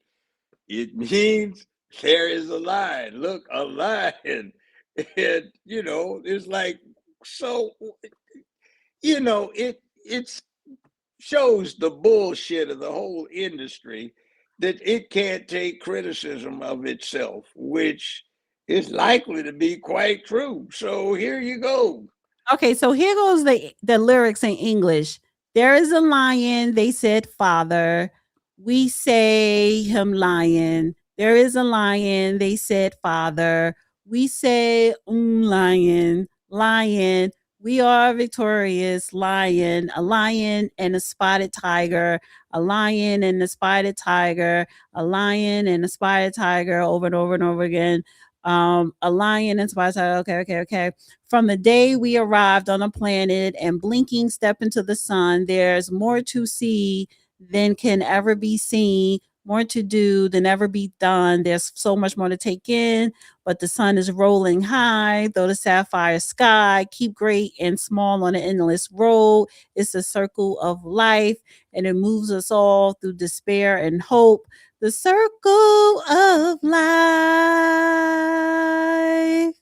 So Okay. so in the beginning it says, because that beginning it wasn't the exact words, but it's like, there is a lion, they said father. Yeah, well, the bottom line is how do you translate what we're saying? Yeah. In other words, you can write it out and say, he is very much in error by what he's saying, and it would be a ridiculous thing for anybody to follow that. Translation, that's full of shit. What's the matter with you? So there's no lawsuit. There's no real lawsuit. There ain't no lawsuit. That's just a publicity stunt in an effort to force a settlement. And it's what's wrong with American law right now. In other words, if you cuss and say something or say it in long, drawn out, flowery words, you're saying the same thing. So in other words, the guy just said what it means. He's a native speaker of the language, so he's telling you what it says. So remember one thing with the defamation action or anything like that along these lines, and it's not even defamation. Truth is an absolute defense. Right. So, well, this is the problem with these scamming Africans. You're trying to scam the American justice system to get $27 million from someone who don't have $1 million. Oh yeah, but here's the other thing too. Do you think the person who's filing the lawsuit has maintained an actual interest, or did he sell his rights to, what was it, Walt Disney? He's the owner of it. No, I think no, the gangster mouse. In fact, South Park does cartoons about it. The gangster mouse, meaning Mickey, sits there and rips off damn near everybody that it deals with. Disney, this is not Disney suing him. Disney has nothing to do with I know it's not, but what I'm saying is, who put on The Lion King is the movie. See, all of these people have rights that they bought from the author in order to put the production on. So I'm familiar with Hollywood contracts. I can guarantee you that he assigned the rights to the work over to Walt Disney when they made a movie out of it. And the other thing is, they've got one that is a masterpiece of CGI, computer generated imagery, that has come in the last 5 years, which was a redo of the animation, and it's outstanding in terms of the technical thing. Forget the storyline, but it's like, this is like somebody trying to say you can't talk about Darth Vader, or you can't talk about Luke Skywalker, or you can't talk about Peter Pan, or you can't talk about Captain Hook, or you can't talk about Mickey Mouse or Donald Duck, or you can't talk about Superman, Batman, Marvel Comics, Daredevil, or DC's Daredevil, whichever one it is. You can't talk about Iron Man. Oh, okay. That, trust me, that wasn't the Nazi fascist thing. That's his damn connection, because he got holding the phone in his hand, yapping. I'm trying to get to the very last topic here. Technically, we already went through all the topics, but he wants to address, and I forgot about the Dr. Umar and Jesse Jackson. Judge, you talking too much. Now, let's just get through this last thing. And I can't see or hear you. So this time somebody must have called him. Somebody must have called him. Let's see. I still can't see or hear you.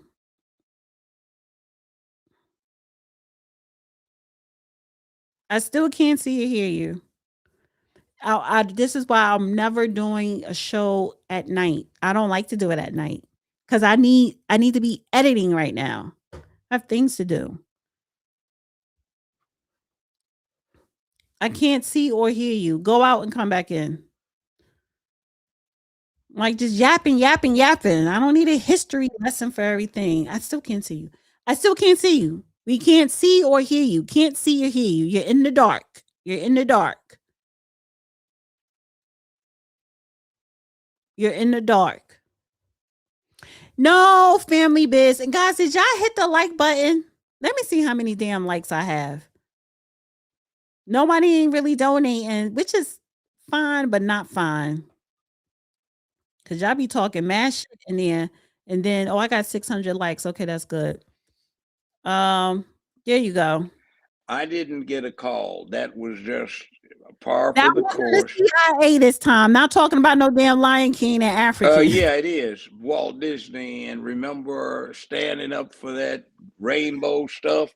See, that's part of the problem. They got a black woman is suing them for literally discrimination, but we could talk about that on Thursday. Anyway. Yeah, but I mean, it's just the Democrats. Dr. Umar and Jesse Jackson. So I found the clip. Yeah. Let's focus on that right now so we could get up out of here. So he was on Art of Dialogue. That's your friend. Art, I am going to use this clip, FYI. If I can't use it, please just send me an email and, I'll just replace it for audio. But hashtag fair use. This is Art of Dialogue. As a matter of fact, I think I have a right to use this clip, but I'll deal with that later. Anyway, so this is Dr. Umar saying that Jesse Jackson's death and claims he helped in the assassination of Martin Luther King. Let's see. Entire Chicago family, my condolences to his family and friends. People ask me about the legacy of Jesse. I got 3 thoughts on this. And first of all, I met him personally when he came to Shippensburg University when I was a high school student in Chambersburg, Pennsylvania, at the Scotland School for Veterans Children. I met him personally. I also saw him in person at the Million Man March that was convened by the Honorable Minister Louis Farrakhan on October the 16th, 1995, which was the anniversary of the John Brown raid on Harper's Ferry. And I thought Jesse Jackson gave one of the best speeches at the Million Man March. So I met him in person, and then I saw him again a few years later at the Million Man March. Jesse Jackson, without question, has done some things to help Black people. It's no getting around it. And I'm not even including his time with Dr. King, because we know that them two were not the best of friends during that time. But he did do some things to help Black people. Now, the whole thing about him running up on the balcony after Dr. King was shot, wiping blood on his body, claiming that Dr. King died in his hands, that was not true. I don't know why he said that. Hopefully he didn't say it, but allegedly Jesse Jackson says Dr. King died in his hands. That's not true. But he did do a lot to help Black people. He did. And I want to give him his credit. Producers, this plugin helps you finish your tracks way faster. Check this out. I'm going to start with this loop that I made here. The one thing that will always be a point of conjecture in my memory as it relates to Reverend Jackson is whether or not he aided and abetted the assassination of Dr. King. There is a book, Art, that you might want to read, and I have the audio book. And I do have a book club. I want all your viewers to know Dr. Umar has an online book club. And if they want to join it, they should send me a message. We're going to read the book. It's written by the Dr. King family attorney. His name is William Pepper. He wrote 3 books on the Dr. King assassination. This is the lawyer, Art, who sued the government on behalf of Queen Mother Coretta Scott King, rest in peace, and her children. And they won in court, Art. They proved they won. They won. They proved that James Earl Ray did not kill Dr. King, that the Dr. King assassination was a conspiracy that was partly engineered and organized by the FBI. And he has a book. One of the books is called Orders to Kill. Another one is called The Plot to Kill Dr. King. You want to read that book. According to him, Art, according to William Pepper, Jesse Jackson may have provided intelligence about Dr. King that may have helped them carry out the execution. One of the things that people look to, and again, he's innocent until proven guilty. The ancestor, Jesse Jackson, is innocent. I want to say that respectfully for him and his family. He's innocent until proven guilty. But there was a group of community security, Art. So when I travel and speak, sometimes there'll be some brothers, they just volunteer to do my security because they love and support Dr. Umar. There was a group of community security in Memphis, Tennessee. I believe they were called the Invaders. They came to the hotel, Art, and they said, we are here to protect and defend Dr. King and Jesse Jackson. Allegedly, without being told by Dr. King or any of the leadership of the Southern Christian Leadership Council, he told the community security that they were not needed, and he dismissed them. And some people question why Jesse Jackson dismissed the extra security. Also, the Green Berets of the U.S. Army, Art, were the backup shooters for the Dr. King assassination. Dr. King was executed by a sharpshooter for the Memphis Police Department. It was a police officer that executed Dr. King. He was a Memphis PD, and his name is mentioned in the book, right? But if he missed, Art, because you know the government don't leave nothing to chance. If he missed, the Green Berets were the backup shooters on the other roof, Art. And William Pepper interviewed some of the Green Berets for his book. And guess what they told him, Art? We were told, this is the Green Berets, we were told friendlies would not be wearing collars. They would not wear ties. Jesse Jackson wore a flat shirt like what I'm wearing now, Art. How did Jesse Jackson know not to wear a shirt and tie that day? What did the Green Beret say? We were told not to shoot anyone who did not have on a shirt and a tie. Jesse Jackson did not have on a shirt and a tie. How did he know not to wear a shirt and a tie? Again, Art, innocent until proven guilty. But after you read that book by William... First off, William Pepper was in front of me. Second off, what he put in that book is reciting some remarks that I made that he hadn't a clue about. He walked in there with some bullshit.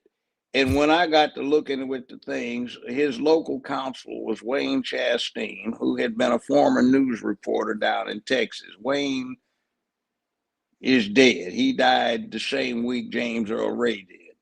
I made an observation from what I was looking at, which is where he got the idea. Green Berets didn't have crap to do with this. The hit team was a two-man sniper team recruited from the Marine Sniper School in Quantico, Virginia, which is right across the tarmac at the same base where the FBI has a training academy. There is an invoice, copies of which I have secreted in various places from late December 1967, where, hold on. Pull your phone up, pull your phone up. Okay, there is a invoice I have secreted several copies around from the Defense Department to the FBI late December 1967, where they got 5 copies of what proved to be the murder weapon. 5,000 rounds of ammunition that precisely matched the bullet that would have produced the bullet they pulled out of King's body. And in late April 1968, when the Justice Department ordered the 5 rifles returned to the Defense Department, the FBI claims they lost one and gave the serial numbers for the 4 they returned. which is easy enough. Just these are 4 of them. They got returned. We know what the 5th one was that the FBI claims they lost. And the informant, the person that betrayed King, was not Jesse Jackson. All of this nonsense about somebody who was a police sniper is complete bullshit. That's not what happened. Actually, the trial he's talking about was against a guy named Jowers, who was a big mouth egotist who tried to claim credit for assassinating King. He didn't. And I testified as an expert witness on ballistics in front of the jury on that very trial. So, yeah, I was there and I watched what they were doing and I wasn't impressed. But anyhow, Jesse Jackson didn't do anything. And if you want to know who did, the late Dick Gregory called me up and said, Judge, after we talked, I decided to interview the suspect, and he did. And it was another reverend preacher, a young man at the time, who had a little problem that J. Edgar was blackmailing him about. He made the calls. He's the one that Dick Gregory got on tape just a few weeks before he died.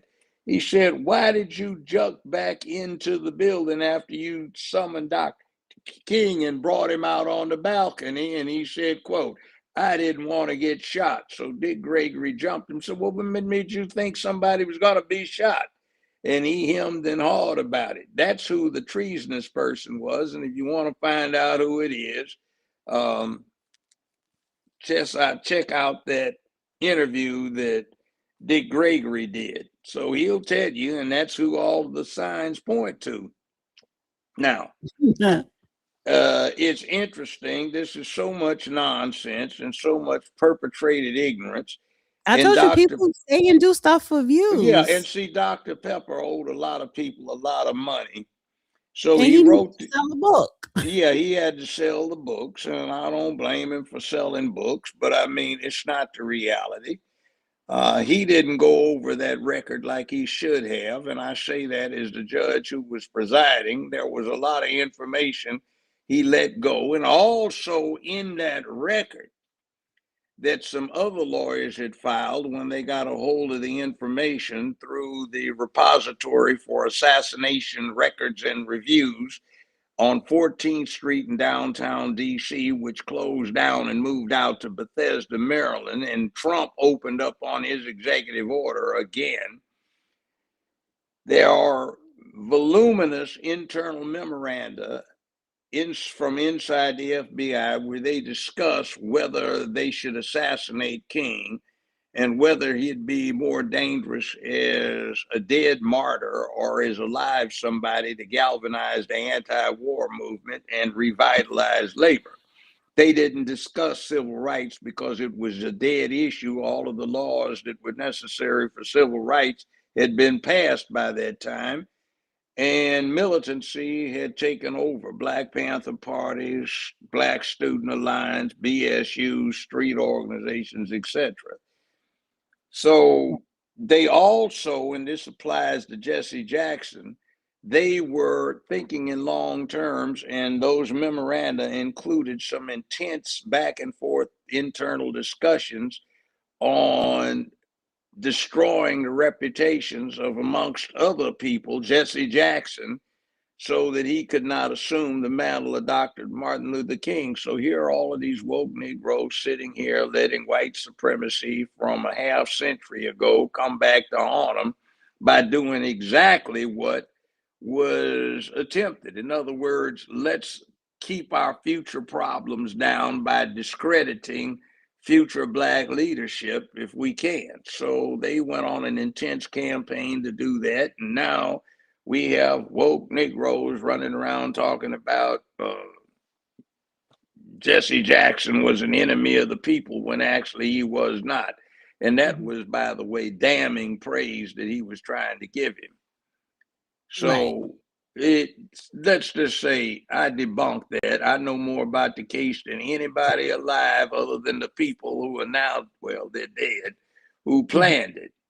So by the way, I interviewed Jerry Ray for about 14 hours. I sat next to Jesse Jackson on a 4-hour plane trip from LA back east, and we talked about it. I'll say this, the one that Dick Gregory exposed, when I told him what I'd come up with, said, "We need to let sleeping dogs lie." And Jesse Jackson's remark, along with Reverend Lowry and a few other people, was, "We need to get to the bottom of this. This should not be unpunished." So you see, yeah. So I listen to what's out there now, and it's just complete BS. Right. And anyone who's trying to speak negatively against Jesse Jackson Sr., they're just trying to get attention, clicks, views, some type of notoriety. Because that is one person who really not only wanted to keep what they were doing during that time alive, keep hope alive, but he really became, I would say, somewhat of a kingmaker if you're talking about black politics, or just try to be that middleman to get things done. But it's one man. So, and that's the problem sometimes that I do have with Black America. We think that one person is supposed to be the solver of all problems. No, you need 10 other Jesse Jacksons, doing what he's doing in your community or in your city. But for his position throughout of the decades, he has done a lot just to be that one person. The way he was able to bring together, whether it was the Nation of Islam, or if you're a Pan-African, or if you're a Boule, or if you're a poor mother on welfare, he treated, for me, from what I observed, treated everybody the same. You know what I'm saying? Yeah, he was a real guy, and he was there risking life and limb when a lot of these folk now weren't even born and haven't done anything like that, except the extent they face penitentiary time for their hustles. Not saying anybody we've heard from is in that category, but yeah. He wasn't trying to slam Black America. He wasn't a Barack Obama trying to use and abuse Black America. Yeah, exactly. He wasn't talking down. He never talked down about or to Black America. So the same way he gave respect to a president, he would give that same respect to a Black man in prison, or just coming home from prison, or a homeless person. And that majority of people don't have that type of integrity today. So, well, most importantly for the cause at the time, he was an excellent public speaker, one of the best. Yes. And I'd been on the podium with him quite a few times. So, another problem that I have, before we get up out of here, another problem that I have is, you weren't there. And I'm tired of people who were not there, who were not even born yet. And, you were born, but you were younger, but I was in college, a senior when it happened. Yeah. I could vote and buy whiskey. Different mindset of college people back then compared to now, but you weren't there. And a lot of those men that were there, they're dead now. But which makes you unique is being that last judge on that case. So you got to see all unclassified documents, speak to the witnesses and everything. And after I got off the bench, I conducted an investigation on my own with the not inconsiderable expense account of Paramount and CBS to finance some of what I wanted, and my own acumen and my own investigative staff looking into it. The entire time I was out there in Hollywood, that was sort of my hobby.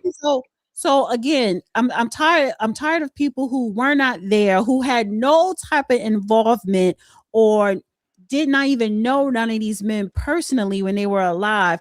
Stop adding your negative commentary. I don't care if you say allegedly, innocent until guilty. That shit is for the birds. That's damning praise. If that's the case, then why put it out there? Then why say it? Okay. And the other thing is, I talked quite a few times to Reverend Jesse Jackson, Reverend Lowry, you name it, all these people. I knew H. Rap Brown, talked to him, Huey Newton, Eldridge Cleaver, Geronimo Pratt, Bunchy Carter, John Huggins, Nathaniel Clark, Elaine Brown. We talked often. There were things like that that went on. You know, I've talked to presidents of the United States at some length, vice president of the United States. So I just happened to run into these people. And when King got assassinated, you trying to run into celebrities. You was trying to run into the shakers and makers. I didn't try to. I just happened to be places where it happened. It's like when King got assassinated in 1968, not only could I vote, I could buy whiskey. You know, I could sign contracts. And not at 18. That came several years later when they passed some legislation to drop the age for these things to 18. I was 21. So, yeah, and I have had extensive contact with these people. So that position is crazy. And with due respect, Dr. Claude Pepper practiced in front of me for several years trying to deal with that case, and Wayne Chasteen had, I think, more insight into what was going on than Pepper did. And Wayne Chasteen was the local counsel. So, yeah, okay. But I don't buy a lot of what's in Pepper's books, and I've been on podiums with him. I think he's dead now, so I won't say anything about the dead. He tried, but Dr. Pepper had a lot of hustle in him. Right. There's a lot of people hustling off of the movement. Oh, yeah. And I look at Jasmine Crockett, AOC, and the Somali lady we were talking about, and Fannie Willis, and all of that other stuff. You know, they come along after the fact, but they sure have learned how to pimp it. Right. It's really kind of revolting. And the other thing, too, is it's interesting. In the 60s, we had... What's the name of that guy, Dr. Pepper? What's his name? Claude Pepper. Let's see if he's still alive real quick. He's not. Last time I saw him, it was at a thing at the University of... He was white or black? He was white. White. It was he was a senator? Was he a senator? No, he was a lawyer. He stayed in England, practiced in England a lot. Last time I saw him, we were on the podium You mean together. to tell me, hold on for a second, you mean to tell me this Pan-African, Dr. Umar, pro-Africa, yeah. You want to sit up here and quote a book from a white man talking negative about Jesse Jackson? Yeah, exactly. Exactly. The last time I talked to Dr. Claude Pepper, we were on a podium at a conference about assassinations, and we had the guy that did the autopsy on Robert Kennedy. And also, interestingly enough, when he spoke, he revealed he did the autopsy on Marilyn Monroe. And I found it interesting that also she OD'd on some heavy drugs.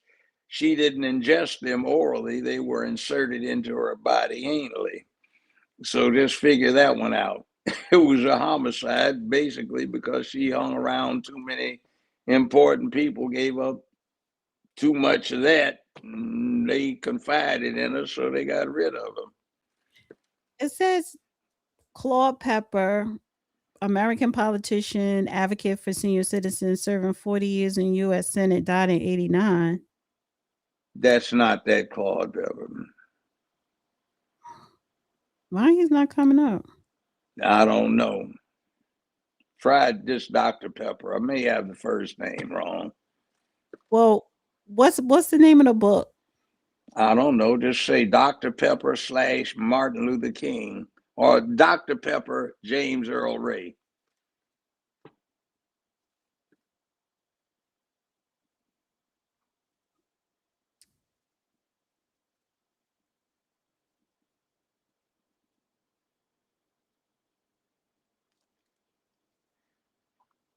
William F. Pepper.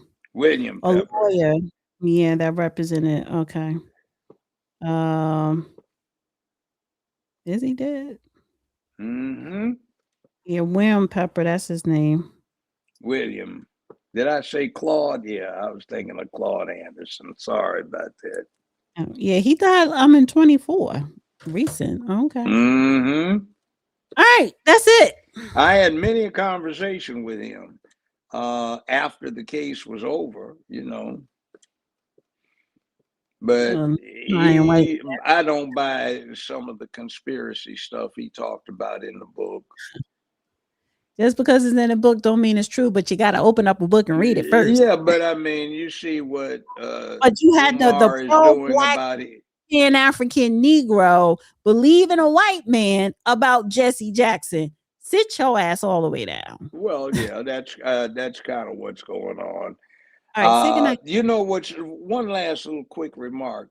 So much of what the woke rainbow Negro pontificates about this anti-black came from the white folk they accuse of white supremacy. I find that interesting.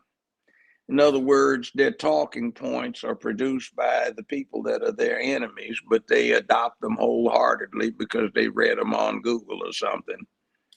Thank you, Sarah, for the super chat. Thank you, Walter, for the Cash App. Thank you, guys. Thank you, everybody that tuned in. Appreciate you.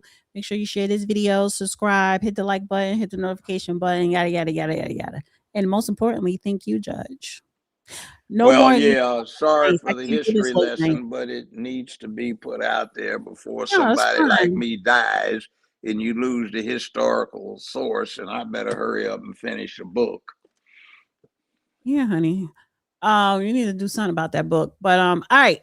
Great show. And no more night show. I can't do night shows. We gotta go back to that's because they messed up your Wi-Fi today. That ain't my doing. I ain't got nothing to do with it. Wasn't me. All right, everybody. Good night. Say good night, Judge.